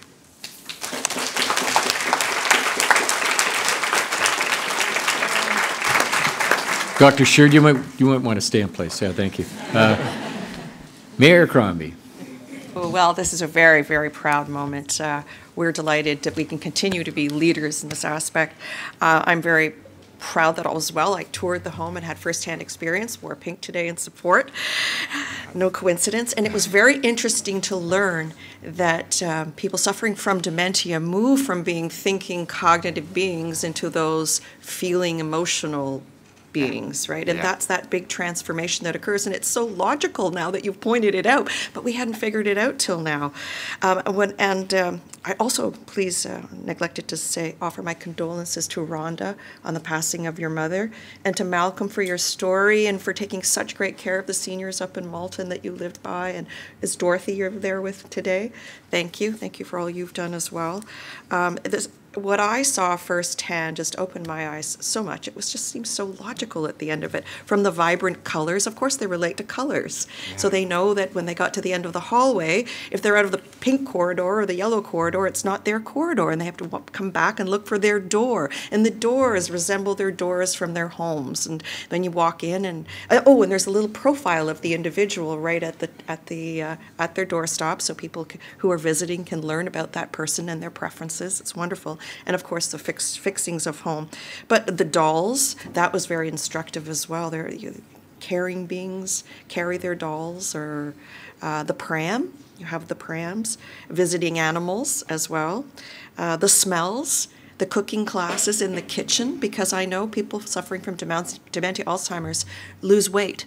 They don't have that same reflex, that trigger to eat. So that sensory perception, sensory sense that you can smell odors, you smell cooking, muffins, bread, it triggers the appetite to eat, and we all ate together. And then the dress-up stations, I just saw the men coming in, putting on jackets and tying their ties, thinking they were going back to work. Fabulous. And the tools, I remember one of the gentlemen had loved to garden, and he was looking at the tools, and I understand that in the summer the doors are all open because it's a closed courtyard, and they're free to go in and plant or tend vegetables or tend the plants to their liking, and it's a wonderful experience. And I remember the story of the gentleman who could not speak when he came. But they learned, the staff learned, Kathy and her wonderful staff learned that he enjoyed ABBA music. So they put headphones on him, and he was singing ABBA songs, and he started to speak again through the music. I mean, how telling, how wonderful. And I'll also share that there was one room that was unoccupied, and it was the baby's room. Because that previous Sunday, we had a baby shower for one of the women who was convinced she had her baby. And people brought gifts, and she spent time changing, feeding, caring for this child. And it just brought her back to a reality.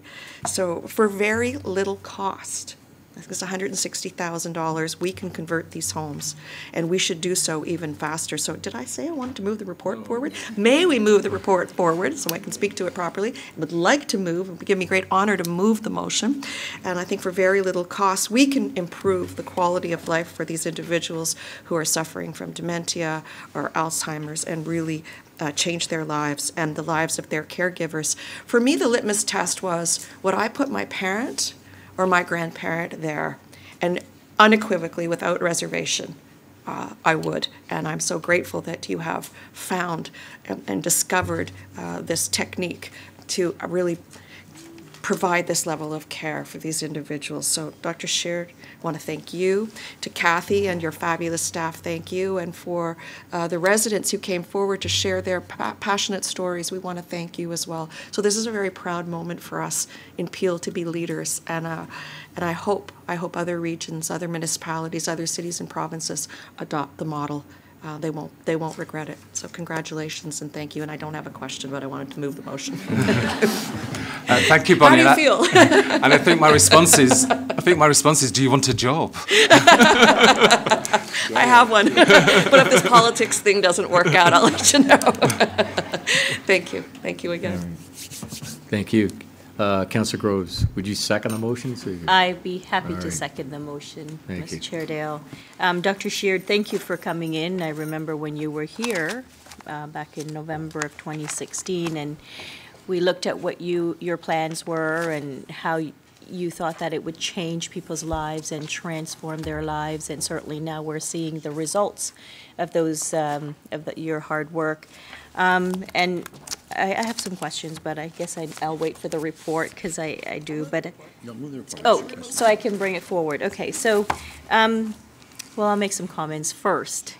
One of the things, the butterfly, to me, the butterfly represents hope, and I think that that's what you've given those residents and their families. You've given them hope. I do have a resident and that I'm dealing with right now, and she's hoping that her husband will be able to get into one of the butterfly homes. And I know we've reached out to staff to see about doing that because it's very difficult on her right now. Her husband has become very abusive. She can no longer live in their home. She's staying with friends and going sort of from home to home, and she's almost like becoming a homeless person. Very, very sad.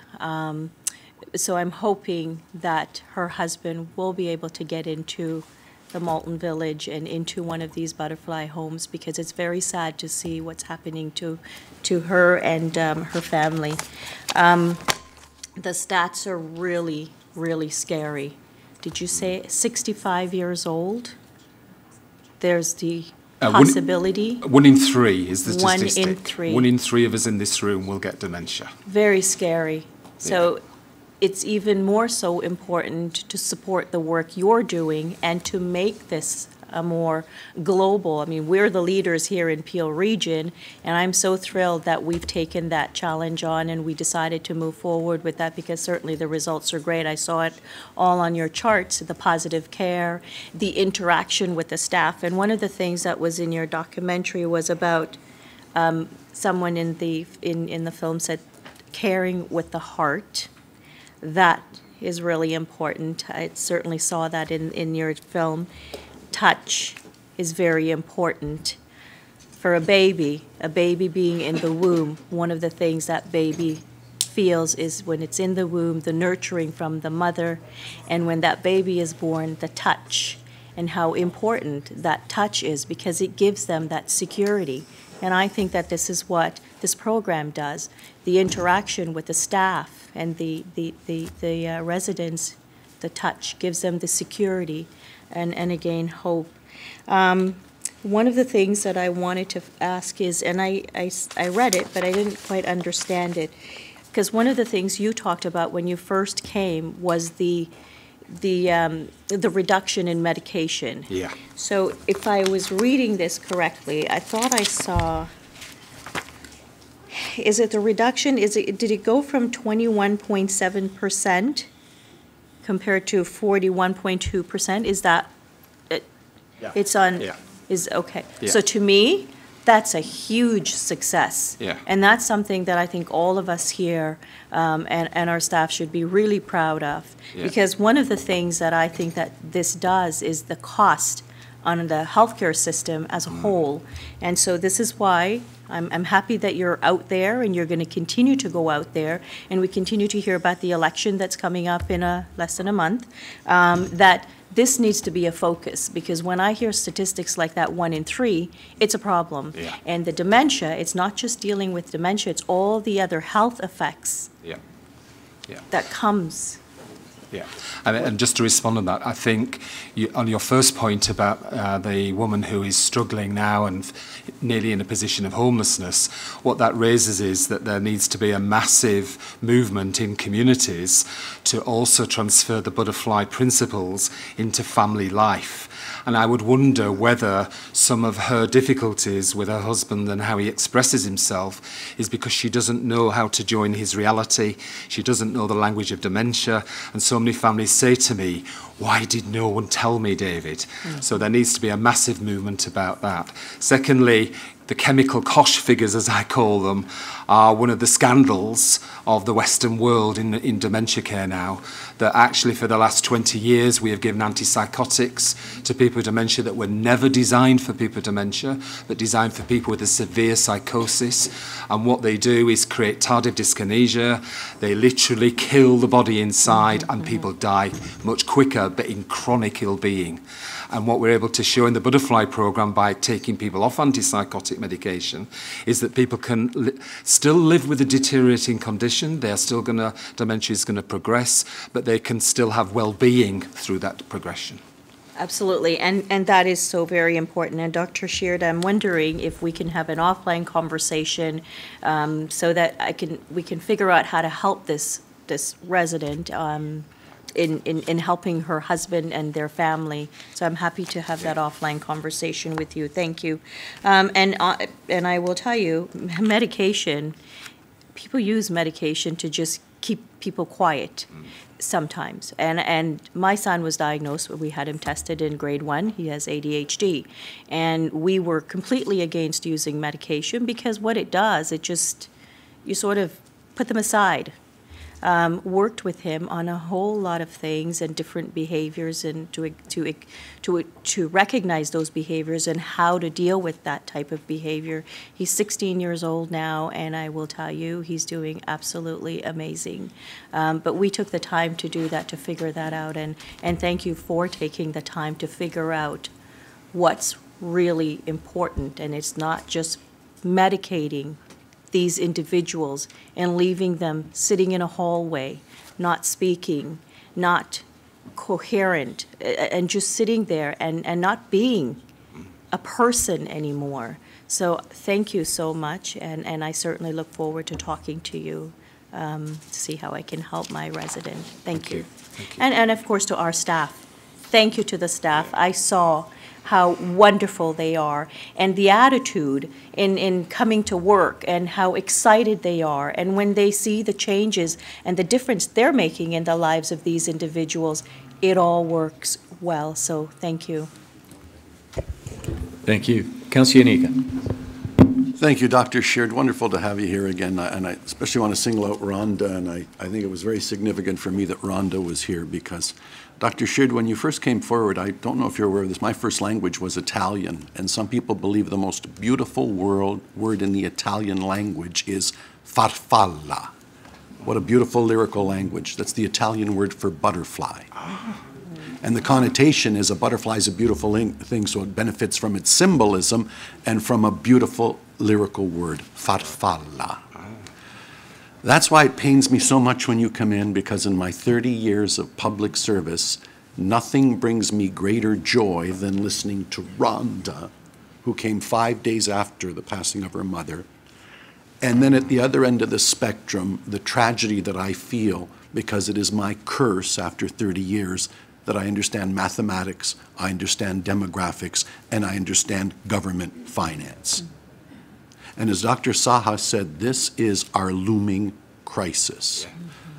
I see the data with regards to dementia and who will get it, and at the end of the day, by 2015, 131 million people will get it. Of course, that dramatically understates how it will impact North America. You may be aware of a study that was done just recently that says if you live in what we would call the developed world, if you were born in 2018, the average person will get to 100 years old if you have the social services and support. What I tell people is, that's the good news, and that's the bad news. Because a whole bunch of people will outlive their bodies, their minds, their money, or any combination of all of the above. The other curse we have in the affluent world is, I call it, the paradox of wealth. You start making money, you stop having kids. So there goes your family support network. In a similar study done last year when they were looking at, in the Western world, millennials, so my two boys, what is the biggest difference between them and us? Number one, they are not tied to cars. When I turned 16, I said, Dad, my gift, get me to the MTO right away because I want a permit, because I want to be able to go out on a date Friday night with a car. The family car, by the way. Number two, they are not tied to place. I was born in Cooksville. I will die in Cooksville. It's given me everything I've had in my life. When I brought that up with my kids, it was, oh, hell no, Dad. I get a job offer in San Jose, I'm gone. It was ironic that the week after I read that report, I was giving an address to a bunch of soon-to-be university kids at St. Martin's School, and I brought that up. There were 80 of them. And I said, anecdotally, what I've just said to you, so how many of you know that you might... 78 of 80 put up their hands. And I said, I think I've asked the question wrong. I was born in Mississauga, I'll die in... How many of you know you'll die in Mississauga? 2. The mobility of the job force. You can work anywhere now in a new technological society. If we are not part of that world, and I commend the mayors involved, our mayor, Councilor Mayor Jeffrey and Alan, talking about the internet for Caledon and making sure... Because we had better be players in that world, or our kids will end up in San Jose or Dubai, et cetera, et cetera.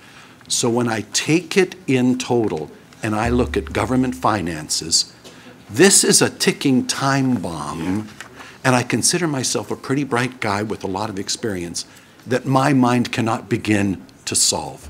Because we are going to get to the point that we are going to have, it's an upside down pyramid, right? When we grew up, we thought it would be a pyramid, more people at the end that are older. The baby boomers are going to invert the pyramid. There's going to be more of them than of the people who actually work and provide care. I can solve it with immigration. A lot of people aren't keen on immigration, yet I remind you all, they let our people in. Maybe we should let the next one in that are going to tip that pyramid again and work to create the next Canada. But the last piece of it, and I'm really leading up to a question for my staff, because I think we have to storm the barricades. Not today. We have to do it today for 20 years from now. Because by the time you realize what's happened, you're dead. Oh, look, we do have, of the population of Peel, 1.4 million people, 400,000 are seniors. Oh, and they really have no family to look after them. And we haven't built cities where they can age in place. They're living in parts of my constituency or Lauren Park or somewhere else saying, well, I live out here and I don't want to get rid of the paternal home and I really can't pay my taxes anyway, so is somebody going to pick me up for dialysis and is someone going to come feed? Well, no. What about your kids? Kids have moved away. I didn't have many kids. And they're going to be looking to the state. The last piece of it, one of the things that I did years ago when we were looking at the housing file, I said, if I could take all the money we make, I'll surprise you. The city of Mississauga last year, from residential taxpayers, collected $490 million or so. It's the first number I always go to in our budget. So when I tell people, forget the business taxes, revenues from user groups, things like that, bus, transit, because you really can't increase that much. $480 million bucks. In my mind, I said, if I take the $480 million bucks, this was years ago, and spend all of it to build affordable housing, it would have taken at the time about 17 years to get rid of our 17-year waiting list for housing. And wait for it, 17 years later, once you resolved it, by definition, you've just created a new 17-year waiting list. So you just say, can I just throw my hands up now? So that's why I thank Rhonda. Because Rhonda, you teach us the most important message.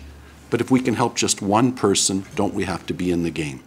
So what I would like, based upon your marvelous presentation and all you've done, the great work, I really think the time has come, is one of the last things I want to suggest as I leave politics after 30 years. And by the way, my reasons for leaving, I haven't said it to anybody, are entirely related to your presentation today, but I won't elaborate. I want somebody to finally, as you've said, get the message out to other levels of government. Because my other problem is, remember, you're talking to us at the city regional level where we own 70% of all the stuff, but we only get 8% of your money. I need the people with the 92% of the money, the provincial and federal governments, to wake up and say, we have to deal with this looming crisis of housing and support services, because by the time it hits, it will be too late to do anything. And in a wealthy nation like ours, we have it in us to do it. But without our partners at the provincial and federal level, without changes in land use planning, where we build livable, sustainable, walkable cities, we're dead now. The challenge is before us. It's going to take a quarter century to fix. Let's get on with the challenge. And so my question, Mr. Chairman, and I mean this sincerely, it's a daunting task, but if the literature exists and if someone could write that report about the demographic point that I'm trying to make for the region of Peel. So what I'm really asking is, in 25 years, when the average person is a senior of 90 years old, see, we don't think in those terms, but you'll be alive. So many of us will be alive. So many of the, well, by our projections, we think that 372,000 people will be 90 years old. Okay, how are we going to handle that? You know, I hate to, you know that diagram you showed of the institution, the old style institution? You know the thought I had in my head? Don't worry about those. We won't build those either. We haven't got the money for those either. So talk about going in the other direction. So to conclude, and I apologize for being emotional and so elaborate about it and sounding like I want to bring it down. I don't. I'm trying to shout out loud something needs to be done. The time is now to get the engines revved up and deal with this, because the time we realize that it is a crisis is too late. And so, Mr. Chair, my question through to staff in the days to come back with a true demographic analysis that says in the Peel, and I know we've got bits and pieces of this data everywhere, that when we look at Peel in 2050, taking the latest data, years that you'll grow, age, et cetera, will the average life, we believe that in Peel in 2050, of the 2 million residents, 480,000 may be seniors and or no. To provide their care, this is the point I'm coming to, you may need 150,000 caregivers. Okay, and the institutions, suddenly what you're going to say is between the people in care and us supporting them, we've eaten up all the money we have. That's where we can't afford to be in that situation. Finally, to your point, by God, and I thank you for asking it, if we could teach some of your tools where people can look after their own, within their own family environment, you've solved a bunch of my problems. So I conclude with, Rhonda, thank you, because you put a human face on this. If you just listen to me and my numbers, it's thanks for depressing us and let's go home. But the reason we do it is for Rhonda's mother. And there's going to be hundreds of thousands of her. My mother's gone, but I'd like to do it for the next one. So if you have a comment, thanks. I'm sorry if I've depressed you. That's why I started with farfalla. So you at least have that. I shall remember that Italian word, yeah. Some quick responses. In 1980, in the United Kingdom, the government launched a report called The Rising Tide. So in 1980, that was my first year of employment. I was 22 years old. And even then, we knew now. We knew what was coming in 1980 with the government's report in the UK, The Rising Tide. So whilst I agree that we need more and more evidence around demographics, what this requires is a political and social movement. Hear, hear. A massive political and social movement, because this is about all of us. This is about all of us in this room who are going to know, live with, or love someone with dementia. Hear, hear. To create that movement, we need to return back to a compassionate society. Because it's only through a compassionate society that we're going to actually create the movement to actually get results. Two more points. In relation to, you talked, Annette, about behaviour.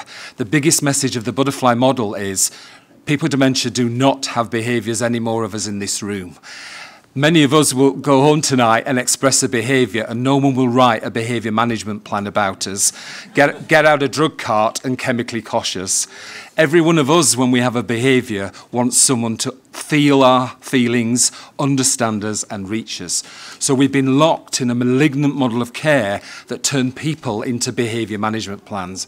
And that's the other thing on a micro level that has to go. If we get rid of behaviour management and get back to feelings, and if in society we get rid of this whole us and them, and it won't come to us, and start realising this is going to come to us, then we'll get further. And just to add, finally, the butterfly movement is not just in care homes. We, in the UK, have a butterfly movement in home care.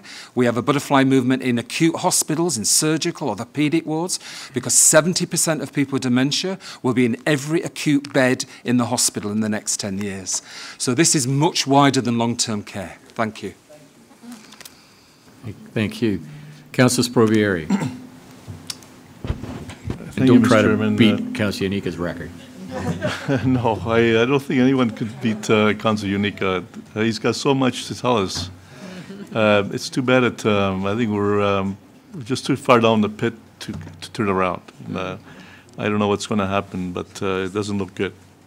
And thank you, Doctor, for the presentation.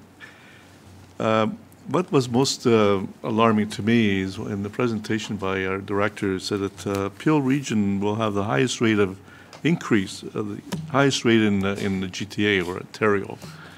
And I can't understand why that comment was made. Why Peel Region? Do we know why Peel Region will have a higher rate of increase than the rest of the province?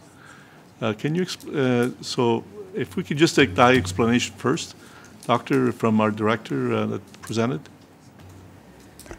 Thank you for your question. Through you, Mr. Chair, we do have an faster aging population in the region of Peel, so that's one of the reasons. And we're happy to bring this, talk a little bit more about this in June when we come back and give our annual seniors update a little bit more, because we'll have our senior medical director with us as well.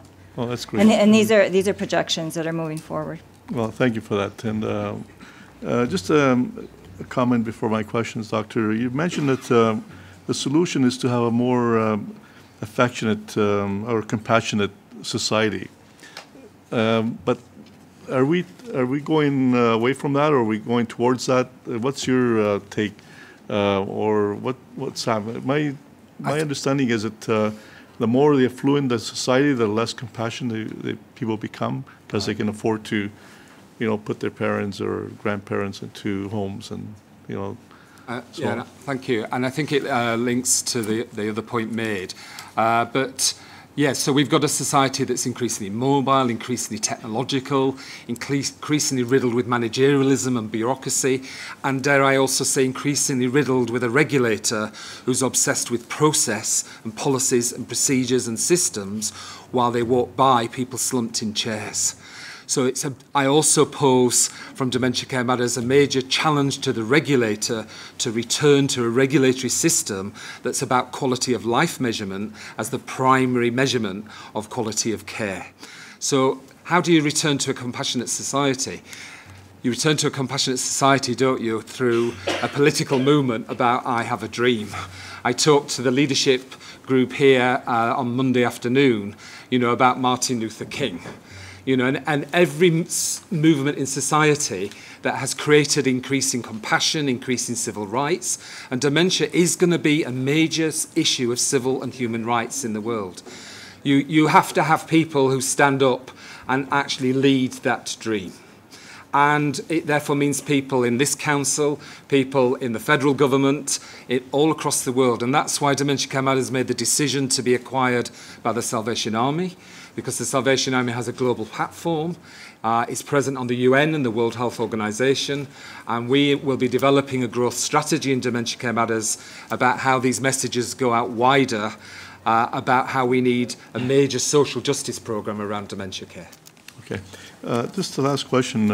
When you were here last time, Doctor, and I was trying to get to the bottom of why some people get dementia and some don't. Right. My 97-year-old mother says she can't remember everything as well as she could 5 years ago. The last time we were here was 2 years ago, I think. So my mother has gone 97, but her memory's kind of, and I understand age is a big factor. Yeah. But I have a list here of the world, all the world countries of the dementia rates. And the highest rates are in Finland, United States, Canada, Iceland, Sweden, Switzerland, Norway, Denmark, Netherlands, Belgium, Spain. The highest one, the lowest ones are more in the Slavic countries. So I believe they live just as long as these other countries, but they seem to have very low levels. I'm going to share this with you. You can take this with you and staff, and perhaps try to make some sense as to why some of these countries have very low rates, similar age, average age, longevity, and try to make some sense as to what are they doing right and what are we doing wrong. Because I think this is really an important factor, is trying to figure out what are they doing right and what are we doing wrong, and try to educate people to do the right things and try to minimize. I know you can't get rid of it, but at least try to minimize. And perhaps there's something to be learned from these other countries that have very low. And actually, Councillor Starr noticed this Ukraine is very low. He's very happy that he's a Ukrainian background, and his chances of getting dementia are very low. So I want to share this with you and perhaps with staff and see if you can make some sense. I know that the last time you came here, I've done a lot of research on. We have a fluoridation committee here, and some researchers say that fluoride, the neurotoxin, is connected to causing some dementia problems. And I think you were going to get back to me on that, and I don't recall you getting back to me. So perhaps maybe that you can look at this, and I really appreciate the success story that you introduced here, and I believe that we should be promoting this to even the private homes rather than just the Peel homes, and perhaps we can somehow through the region actually send out the message that how successful our programs here at the region, and maybe some of these private homes will pick up on it and introduce the same program. So thank you very much, and really appreciate your input and solutions to the problem. Thank you. Thank you, Mr. Chairman. Thank you.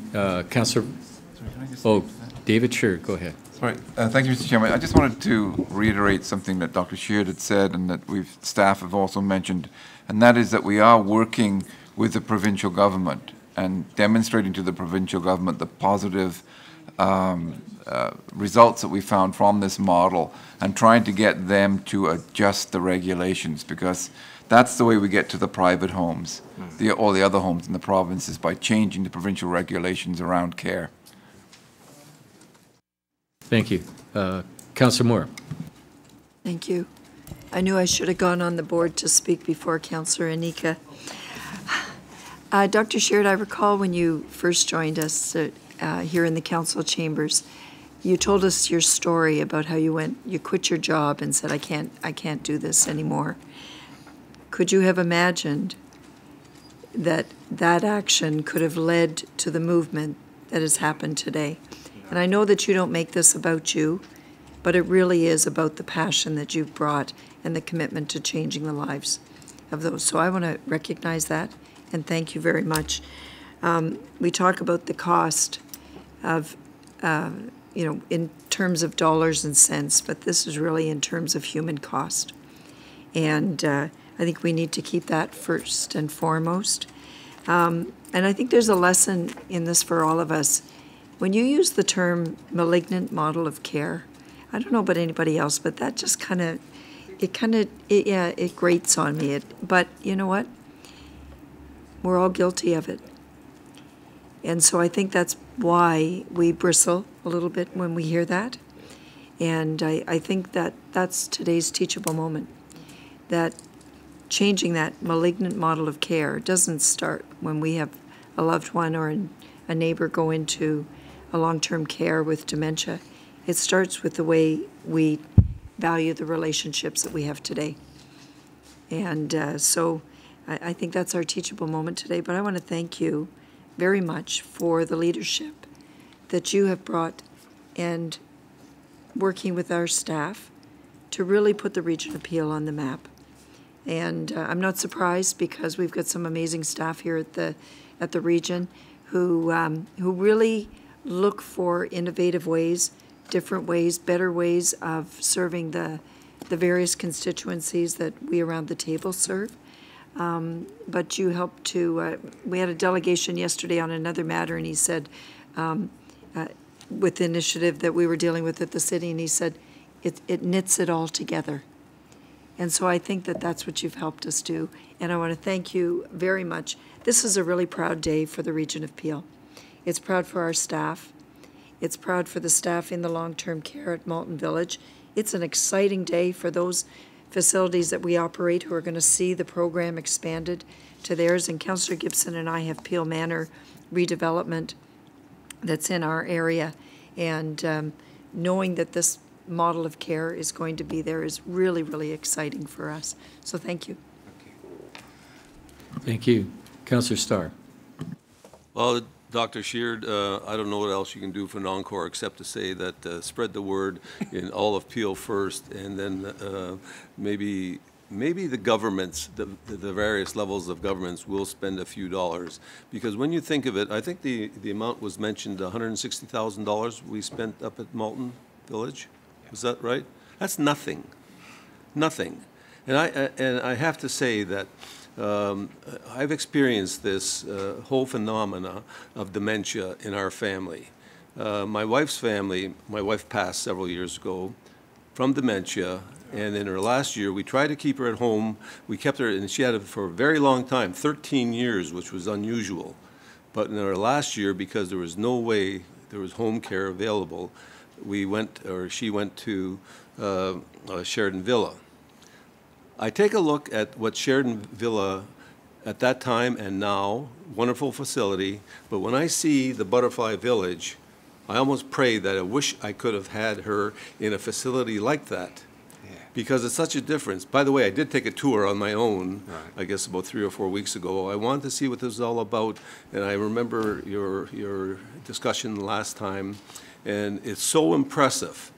When you see the doors of different colors and different, makeups, and when you see the semi-artwork that's there, when you see the tools hanging, and when you see the briefcase waiting outside the door for the accountant I met. And the strangest thing is one of the residents, he came up to me and said, I know my son knows you. And I looked, and sure enough, I mean, when I said, well, who is this? And back and forth, but somehow my name stuck with him. And that's because, as it was explained to me, that is because of the empathy, the love, and I think just the general interaction that the staff have changed totally all these lives of these people. And when you see the family memorabilia, the tools hanging, and there's other things, I think, as Mayor Crombie indicated. I mean, it's such a difference. I almost say, and matter of fact, after I finished the tour, I said, we got to do this all across Peel. It's so inviting. And I would think that I don't know if there's been thought from the region of Peel or yourself or whatever, there should be something on YouTube, some sort of video, some sort of, send it right across the province. And another thing I think should be mandatory for anybody that wants to run for political office, that they should tour places like this, because I talked to, I won't say who, they had no idea what I was talking about, butterflies. What do you mean butterflies in an old age home? It's not an old age home. It's a facility to take care of our citizens. And that's the thing that bothers me sometimes is that, I guess years ago, these were warehouses for old people. That's not the case anymore. The people are living longer, and when you saw, or anybody here who hasn't been for a tour, when you see the interaction between the staff, and even between the residents, I saw one resident helping the other with the walker. Yeah. Wow. Yeah. I mean, and as explained to me, they're both in their 80s. I can't do that on my own with my own walker. So I just, I guess I can get emotional also, because I see what people have gone through and what we're going to go through on a accelerated rate. I've spoken to a couple of groups about, they asked what happened. By the way, Doctor, in our family, on her side, her 2 sisters, her brother, and her dad all passed away from dementia. to the point that one of the hospitals downtown wanted to do a research project. Why? What, was there a gene pool? Was there something? But I mean, but that's happening all across. And when you say 1 in 3, look to the left and look to the right, because you're going to have some form of it down the road. And I just think what you've done is marvelous. I don't know how to express it more. And I think, Mr. Chairman and Mr. CAO, somehow we have to get a program. We have to send this back to staff, say, how do we do this right across the board? And I know you've mentioned that. And I just think we have to set the example in Peel as to what to do and how to do it right. Congratulations, the staff I know up there, they're excited, they have empathy, their whole attitude is different, and from time to time I've visited a couple of other homes to see either the resident's mother or whatever else, and there is just no comparison. So keep up the good work, and I'm going to nominate you for an Emmy someplace for, dementia care, and however that works. But, we all have to get excited about it and say, let's just do it. Mr. Nike, just do it. So, anyway. Thank you. 2 quick responses about the language, and I appreciate, Elaine, what you said about it. And that's why in the UK, the Sunday Times did an article about me called Meet the Marmite Man, You're Going to Love Him or Loathe Him, because the language is deliberately controversial, because I think it takes controversy to break what we all know anyway. This isn't rocket science. We all know in our hearts, in our minds, that there's something really, really wrong in long-term care. And so that's why the language is deliberately controversial, to make people just sort of really stand back and think, because it's going to take something strong to really shift this. In terms of the spread, that's why, I applaud the region of Peel in working with Malton Village and the Toronto Star, and I have great hopes for the work that Maury Welsh has done in the Toronto Star in starting to actually really challenge the future of long-term care. I think what I found in the UK is that when I did work with the BBC and with Channel 4, that is more powerful than another 30 years of me speaking. You actually need the support of media outlets in all its forms to get behind this in the same way that you as politicians have got behind this. Thank you. The biggest thing is the interaction between the caregivers and the person they're caring for, or the people, even as a group. I have to tell you that I'll give you the last example in my own case, where my wife used to play piano a little bit. And in one of the facilities where we were, she saw the piano and sat down. I said, oh, okay. It wasn't a good tune because she forgot how to do that. But you could tell the tune she was playing. And I said, wow, she hasn't played a piano in 10 years. But and yet we had one at home, never ever did that, except every now and then to tinkle, I guess, the ivory, I guess. But it's just that you bring that back for these people, and I think you've reiterated that you bring that memory back so that they can do it. So just keep up the good work. That's all. Thank you. Thank you, Councillor Innes. Oh, sorry, David had a comment first. Sorry. I just wanted to respond to Councillor Starr's comment. Two points. One is when Council gave us the approval to enter into the pilot, we made the decision to videotape every aspect of it from the beginning, because we knew we couldn't go back and do it retroactively. And you saw part of the video today, and many of the actors, they're not actors, many of the staff in the video are actually here today. And so we have a large amount of video evidence, and our idea was that if it was a success, we would then be able to take that success and champion the model through professional networks and across the province. So we did that. The second thing is about the cost. I must mention it is about $400,000 per home, $2.5 million by the time it's fully implemented. And we wouldn't put the butterfly model in all parts of the home. We would bring it in 2 or 3 units at a time over time as the residents in our home require more care. or different kind of care. So we would start off with a couple of units in each home, and then over a number of years expand that. And that'll be discussed each year with council and budget. But it's, in the overall scheme of things, I would agree that it is a very, very affordable and a very sensible investment. Councillor Ennis. Thank you. Thank you, Dr. Sheard, for coming again today. I'm over here. Councillor Anika mentioned the Italian word for butterfly, and it reminded me of my own story with dementia, and the French word being, papillon, and watching my great-grandmother revert back to her first language and then to be non-communicative at all. So we all have our own personal experiences with this, and as we get older and as the stats have proven, it will become worse. And I want to say that reading the report and reading the stats, we all know around this table that this is the right thing to do. But actually doing the tour made me, in the language of dementia, feel that this was the right thing to do as well. So one of the things that I wanted to ask about was knowing that we are going to be expanding the program should this pass today, which I'm around the table. I think that's a given.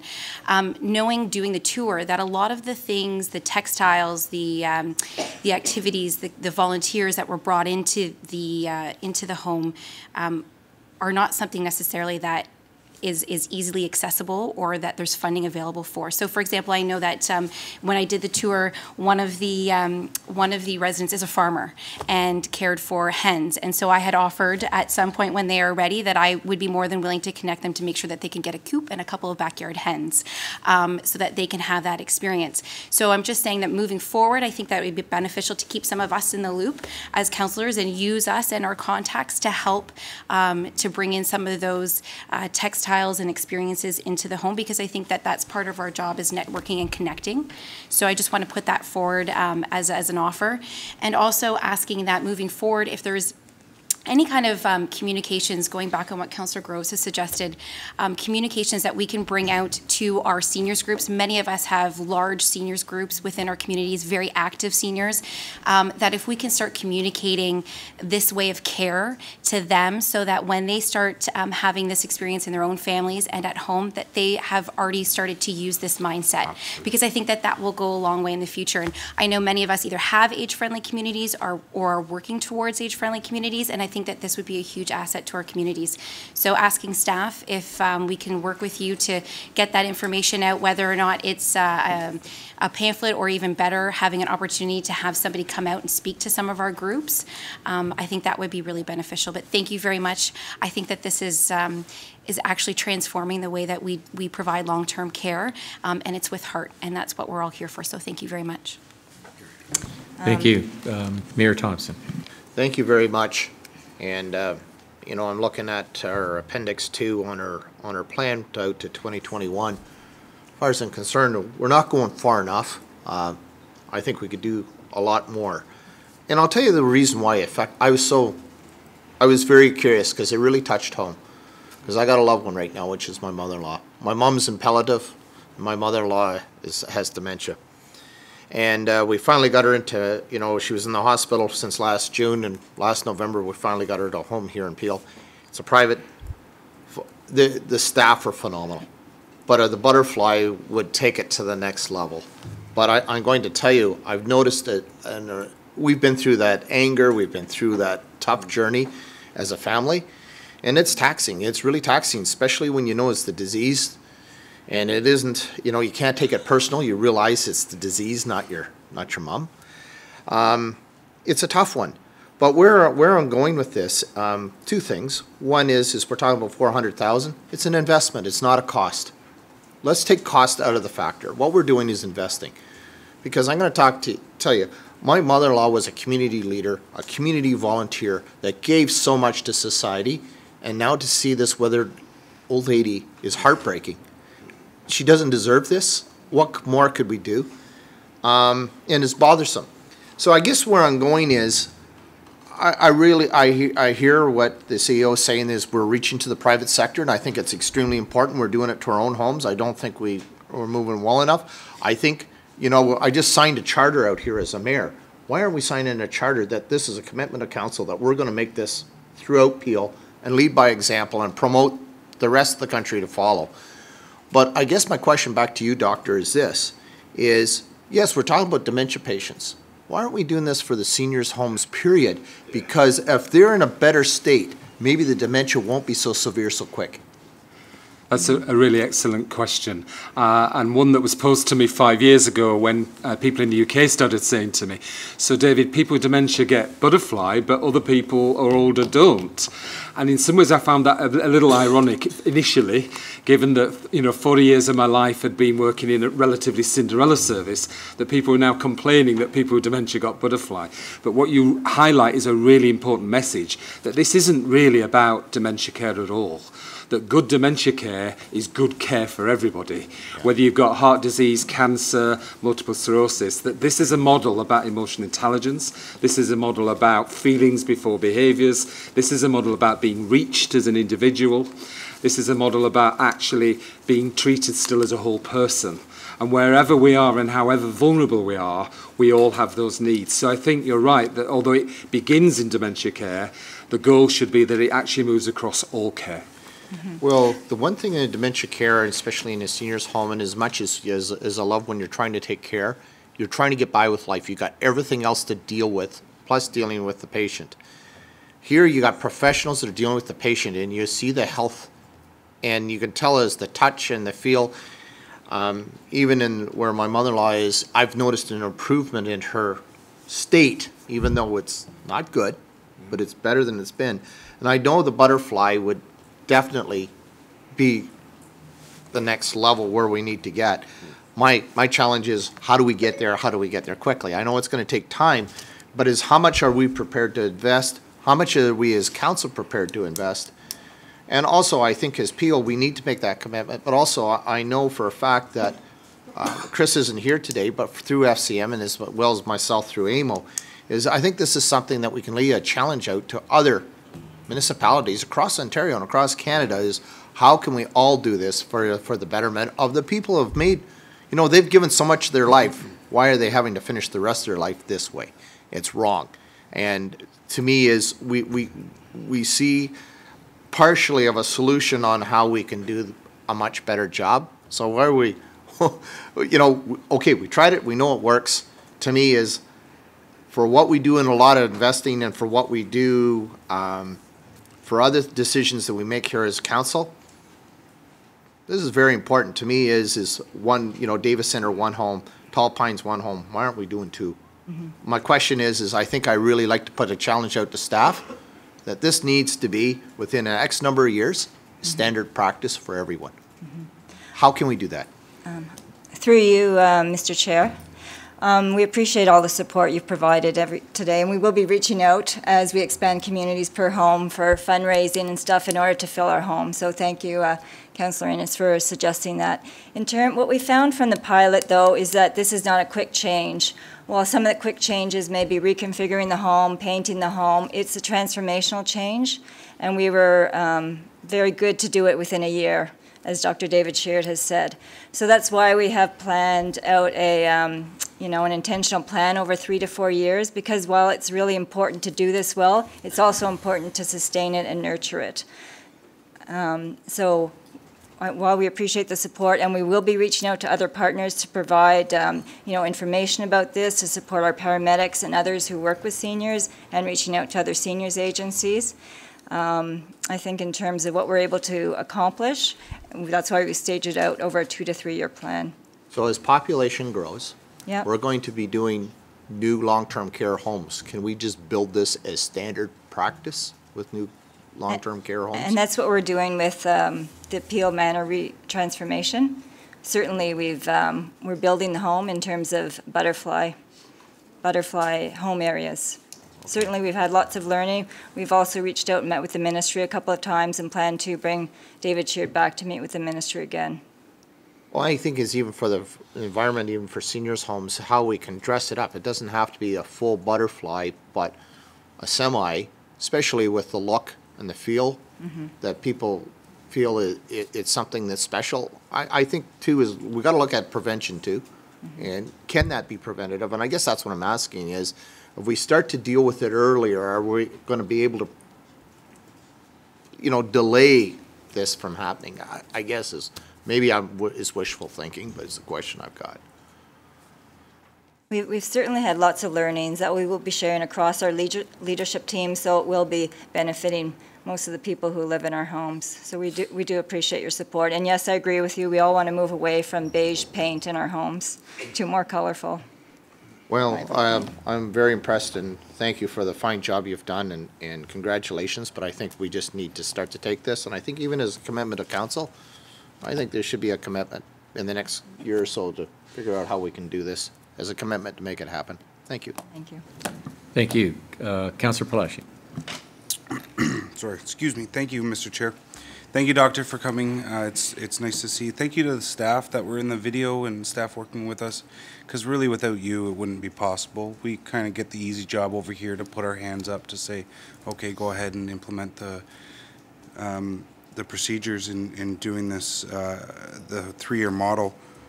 I'm glad Mayor Thompson spoke about doing a little bit more. Realistically, you know, we may be Peel may be leading the charge in Canada, but we're far behind other countries in the world compared to Denmark with their village that's specifically for patients with dementia. You know, eventually, I would love to see something like that here. I'm happy to support this 3-year implementation, but like Mayor Thompson said, we need an opportunity to leapfrog everybody else at some point and get to where other people are in the world. We talk about, you know, how we're going to look at this and try to come up with ways to making this work, but really I think we just have to look across the pond to see what they're doing, to see how we can incorporate that into how we do this. I don't know if you have any comments in terms of where you think we could be in relation to Denmark, Sweden, UK, and other countries in the world, and what we need to do to implement that here, or is the funding different in those countries as opposed to here? It's very complicated around the world. Obviously, some countries, particularly nearly like the UK now, are largely the private market, and public provision is almost gone within the long-term care sector in the UK. And so that's then driven, obviously, by a very private corporate market. And therefore you have to be able to convince shareholders of the returns around a compassionate model of care as well. But then there are, as you say, other countries in the world that are still very wedded still into a strong public social care model of provision. I think regardless of the public-private debate, the debate really, as I've said earlier, is a societal one. And you know, when you talk about dementia villages, and when I talk about Butterfly, I hope in 20 years people will say it's all old hat. And the reason I want them to all say it's all old hat is that we need to create inclusive societies. And so in the future, I don't want dementia villages, and I'm not even sure in 20 years' time I'll want Butterfly homes. I would want communities that embrace people with dementia fully inclusively, so that we're not creating the next set of institutions or ghettos, and someone else will be sat here in 30 years' time saying, why did David Shear do that? So I think we have to be careful about separation versus inclusivity. Okay, so I guess that's something that we can attach to staff to look into, you know, and that's maybe where I was talking about leapfrogging and getting to that point, that end result of where we want to be. Do we have to walk, you know, through the shoes of those, yes, Denmark societies or wherever to get eventually where we have to be, or can we leapfrog? But to, you know, Mr. Schwartz's comments about the funding model, you know, all I can say is just get it in the budget. You know, this is the right thing to do, and I'm not directing you right now to get it in the budget. But when we come back with the budget, show us where it is, because that's, if I may, just the right thing to do. Mr. Chairman, I just want to echo Kathy's point, and it was a point really made by Dr. Sheard early on in his comments, that this is not just about painting the walls and changing the clothes that staff wear, but it really is a change in values, individual values. And some staff have difficulty with this. They actually see it as a lack of professionalism. Those who've grown up in a more medical model see taking off the uniform and coming to work in their pajamas at night as lacking professionalism. So there is a cultural change that is critically important for the success of this model. And that's what Kathy talked about, in making sure that we go at a pace that makes sure that we sustain it and make it an ongoing success. So, you know, I'm quite happy to put lots of money in the budget for it, but I really want to take staff's direction and Dr. Shear's direction on getting the pace of transformation correct, so that we don't trip over ourselves. Absolutely, and I'm not requesting that you know, you put the money in the budget for paint and whatnot, but it's the engagement, it's the knowledge, the education around what we need to do, and I think that's a huge part of it, and trying to get that inclusivity. Thank you, Mr. Chair. Thank you. Councillor Miles. Thank you very much, Mr. Chairman. Could we have the motion up on the screen from the report?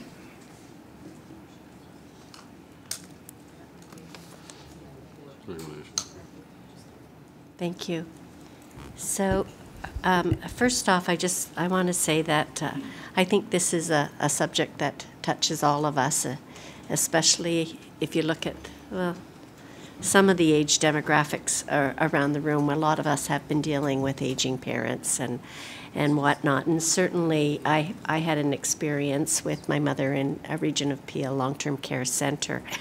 And I know without a shadow of a doubt that if she had been in a butterfly model, she would have flourished. Instead, she was sad. And, but the people that she responded to were those who loved her.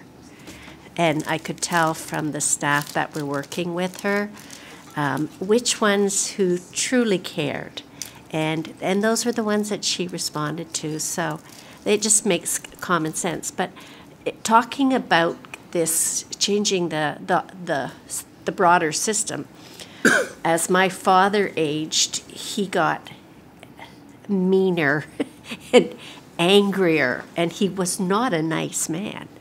And the CCAC, who had to come in and care for him because he wouldn't leave his house, they phoned me up and they told me that they were going to quit caring for him because he was mean to his workers.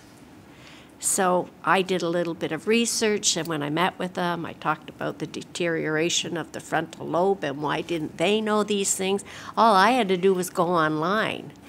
But it was shocking to think that the system didn't recognize what was happening with this 92-year-old man who was really, he got really mean and nasty, no doubt about it.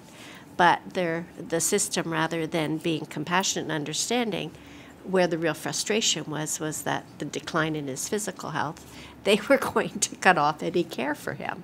So, these are the kinds of things that, as we're growing our aging population, we have to be in tune to. I have heard every single person that have spoken today say that they are committed to seeing the butterfly model not only within Peel's long-term care centers, but I think across the province of Ontario, and any outreach that we can do is positive. So I'd like to propose an amendment to this motion that says, and at the last statement, and further, that staff report to council annually to provide updates on implementing the dementia butterfly care model within all 5 Peel long-term care centers.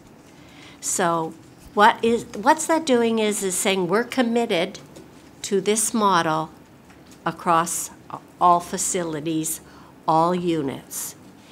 It doesn't take away from the fact that the first bullet says You know, we're going to start with the particular units where people are in the advanced stage of dementia. But if we're looking at 2 out of every 3 people having dementia, we really have to do it right across the board. So I would like to see council make that commitment today, and it might take 3, 5, or 10 years, but how can we go out and ask other long-term care providers to look at implementing this model if we're not committed to it right across the board? So I would propose that amendment. It's fine. I was going to ask Mayor Crombie if she'd take that as a friendly amendment, and a seconder, Councillor Groves. Okay, thank you. Councillor Parrish. Well, first of all, I'll start off with a bit of humor. Jennifer wants to bring chickens into the scene, and I offered to help pay for chickens as well, but the tricky part is we're not allowed to have chickens in Mississauga. The home happens to be in my ward, but I always think that forgiveness is easier to get than permission, so that I would suggest we get the chickens, and then I'll deal with it at the city. That's number one. Number two, I loaned my cousin my pram after I was finished with it. It's in your home. She said she lost it or gave it away to somebody, couldn't remember where she gave it to. I walked in and there it was. I'm not sure it's the same one, but the same style. I have a slight confession to make. My mom was in a long-term home for quite some time, and she got terrific care, but it was a very sterile atmosphere. And having this right in my ward, I avoided going there. I used to walk into my mom's place and just get a chill from top to bottom. So I got really brave last Tuesday, and I thought, I'm going. And Danny and I popped in, and Jessica took me around, and it was an amazing experience. The first thing I saw when I came in was little rain boots and little raincoats hanging, and I thought, oh, this isn't scary. I can do this. And as I progressed through the thing, I became so relaxed. It was just an amazing experience. And I want to thank Jessica very much. She even pointed out there was a relative of the Polish Pope there. I didn't go out and talk to him, Bonnie, because no Polish. But I think when you look at some of the ways that we're going to fund this, if you have committed staff, you're not retraining staff flip over all the time. You save money there. If you're not pumping them full of drugs, you're saving money there. But I also think partnerships with large corporations would be an excellent thing to pursue. And I think as a region, we could go out to some of the large corporations that are in, particularly in Ward 5, they're all in there. Purelator, everybody else, they don't give money to anything. But maybe for something like this, we could show them the film when it's done and the Toronto Star articles are all done and say, look, this is a corporate thing that you could partner with parts of each of our seniors' homes. So the money would come from the corporate sector, and I think they could then boast that they're really making a difference for their retired employees and for all the people in the region. So I thank you, and I really want to thank Jessica because she doesn't know how scared I was going in there. It really was just bringing everything back to me every time I went near the building, and I thought, nah, we'll go another time. And then the group meeting a couple of weeks ago, I had a really bad cold, and I thought, no, I can't go. Good. I've got a bad cold. I won't infect anybody. But Tuesday, I just made up my mind I was going to do this because I knew you were coming, and I thought, how can I possibly boast about a program in my ward, and I haven't been there since they've converted. So I thank you very much, and I thank Jessica $1 million. You were an angel. And we will get the chickens, Jennifer, and we will make sure that we stash them somewhere, and we'll cover them up, and no one's going to stop the chickens. Thank you. You've never chickened out of anything, Councillor Parrish. Councillor Medeiros. Thank you, through the chair. I think everything I wanted to say has been said, but there's a key component to this whole process, which is that frontline staff. And really, all this, when you think about that, everything that is done, all the decisions we make, it hinges on that interaction between that frontline staff. Can you just elaborate and why it's so important? Because we're talking about training, because also for them, that's a change of mindset as well. And it's so essential. And the reason I raise that is that compassion that we show them, the support that they need to feel. We talk about the residents, but also our staff have to also be nurtured in a way. Yeah. And if you can just speak to that. Yeah, the fourth book in my series of books is called Nurturing Our Emotions at Work. And in the UK, we made the mistake with person-centred care in beginning it as if it was about people with dementia, about others. Whereas, of course, the movement around person-centred care is a life philosophy. It's a belief system about life, a belief system about the type of relationships you want to have, the way you want to reach people. So the training isn't really about dementia care at all. You know, when staff are asked, can you bring in 3 photos from home that are hugely significant in your emotional life journey? Can you bring in 3 objects from home that you'd save in a house fire because those objects mean the world sentimentally to you? Can you tell us the most painful moment of your life that you don't want to wake up again and relive when you have dementia? It's only through actually applying the philosophy of person-centred care to staff do they get permission to free themselves up. And when they're freed up, then they can be this. And thank you, Chair, and I thank you for elaborating, because I think it just, as an organization, it signals that we should also invest in our staff and support them, especially our frontline workers. Thank you very much. Thank you. Councillor Raz. Thank you very much, Mr. Chair. And I wasn't going to talk because I think everybody has said everything that needs to be said, as Councillor Madero said. But I just can't go without thanking Rhonda and Malcolm for coming today and sharing your stories, thanking the staff for participating in this amazing pilot that is going to be elsewhere in our community, helping our residents. And I can't thank Dr. Sheard enough for doing what you're doing, for dedicating your life to this. I think what an amazing legacy you're leaving. And I just want to thank you. Thanks.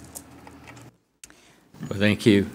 I just had a suggestion for another friendly amendment, in that we direct staff to advocate for this model across Ontario, if that could be, if that's good. And through you, Mr. Chair, I just want to end off by saying thank you very much today for all your support. And we have demonstrated that we can do this model in an Ontario long-term care home. So we are very excited about that. So yes, we will continue the advocacy. Yes, we will continue talks with ministry and other organizations. So thank you again. And Dr. Sheard, I have to tell you, you had, I think, myself and all the council convinced when you first came to Peel. And it just confirmed when we all visited individually, the home, that just confirmed that this was the right thing to do. And, you know, I can tell you, when the moment I walked in, I felt very welcome. And it didn't take me long through the tour to recognize that the residents there, number one, felt safe, and they felt comforted, and they felt at home. And a lot of that is attributed, in my opinion, to not only your leadership, but the leadership shown here through what I consider model employees, being Nancy, Kathy, yourself, and Mary. And it's trickled down, right down to the PSWs, just the care they were given. It was, you know, you couldn't help but say, boy, if anything ever happened to me or any family member, this is the place I'd like to be. It felt so, it's that great. So with that, I'm certainly like to take a motion of receipt of all the deputations. Councillor Parrish, if you move that, and seconded by Councillor Raz. And all in favor of that? And then we have the motion before us, moved by Mayor Crombie and seconded by Councillor Groves, and that's a recorded vote, please.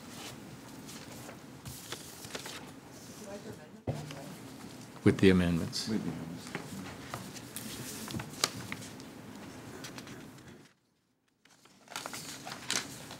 And that passes unanimously.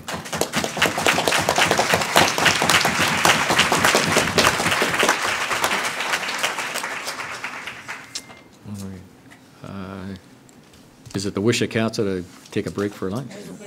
No? What do we have? The agenda will take like 1 minute. You got about 3. We have hardly anything. Do you want to keep going? There's not a lot. Okay. All right. Items related to human services have been dealt with, I believe. That moves us to, and then items related to enterprise programs and services. Just 11.2. We have directions. There's just 11.2, which is requiring a vote to nominate a member of council to AMO, and I believe that's for Mayor Thompson. If somebody would like to move that. Moved by Mayor Crombie, seconded by Councillor Palashi. All in favor then? Carried. Items related to health, I think have been dealt with. Notices of motion, there's, yes. On the, I was going to ask, 12-1. on the fluoridation committee report. Oh, is that on It was on consent? consent, yeah. Yeah, I just wanted to ask if we could adjust the number of the committee members because we have a problem with quorum. Can we reopen that to deal with it? Just the members? Yeah, first I'd need a 2/3 vote to reopen it. Just 50%. Oh, 50% to 50% for them to take it off consent to Oh. deal with it today. You could put a notice of. It's just to adjust the numbers of the committee. Deal with it next time. Fuck you. Okay, I'll bring it forward next Yeah, week. do that, yeah, I was For going to say, sure. okay, that's the Thank easiest, you. all right. All right, okay. Thanks. Great, thank you. Items related to health, I think they're dealt with. Notice of motion, there's two, one regarding the air quality, and the second by Councillor Sato with respect to the police. If someone would move those, receipt of those. All those in favor? Carried, thanks. Bylaws. Okay, moved by Councillor Grove, seconded by Councillor Yanika, that the bylaws listed on the Regional Council agenda being bylaws 29-2018 and 30-2018 be given the required number of readings, taken as read, signed by the regional chair and the regional clerk, and the corporate seal be affixed thereto. All in favor? Opposed, if any? Carried.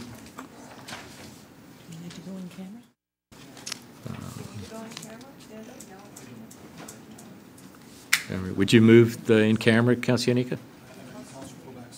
Okay, and Councillor Kovac is second.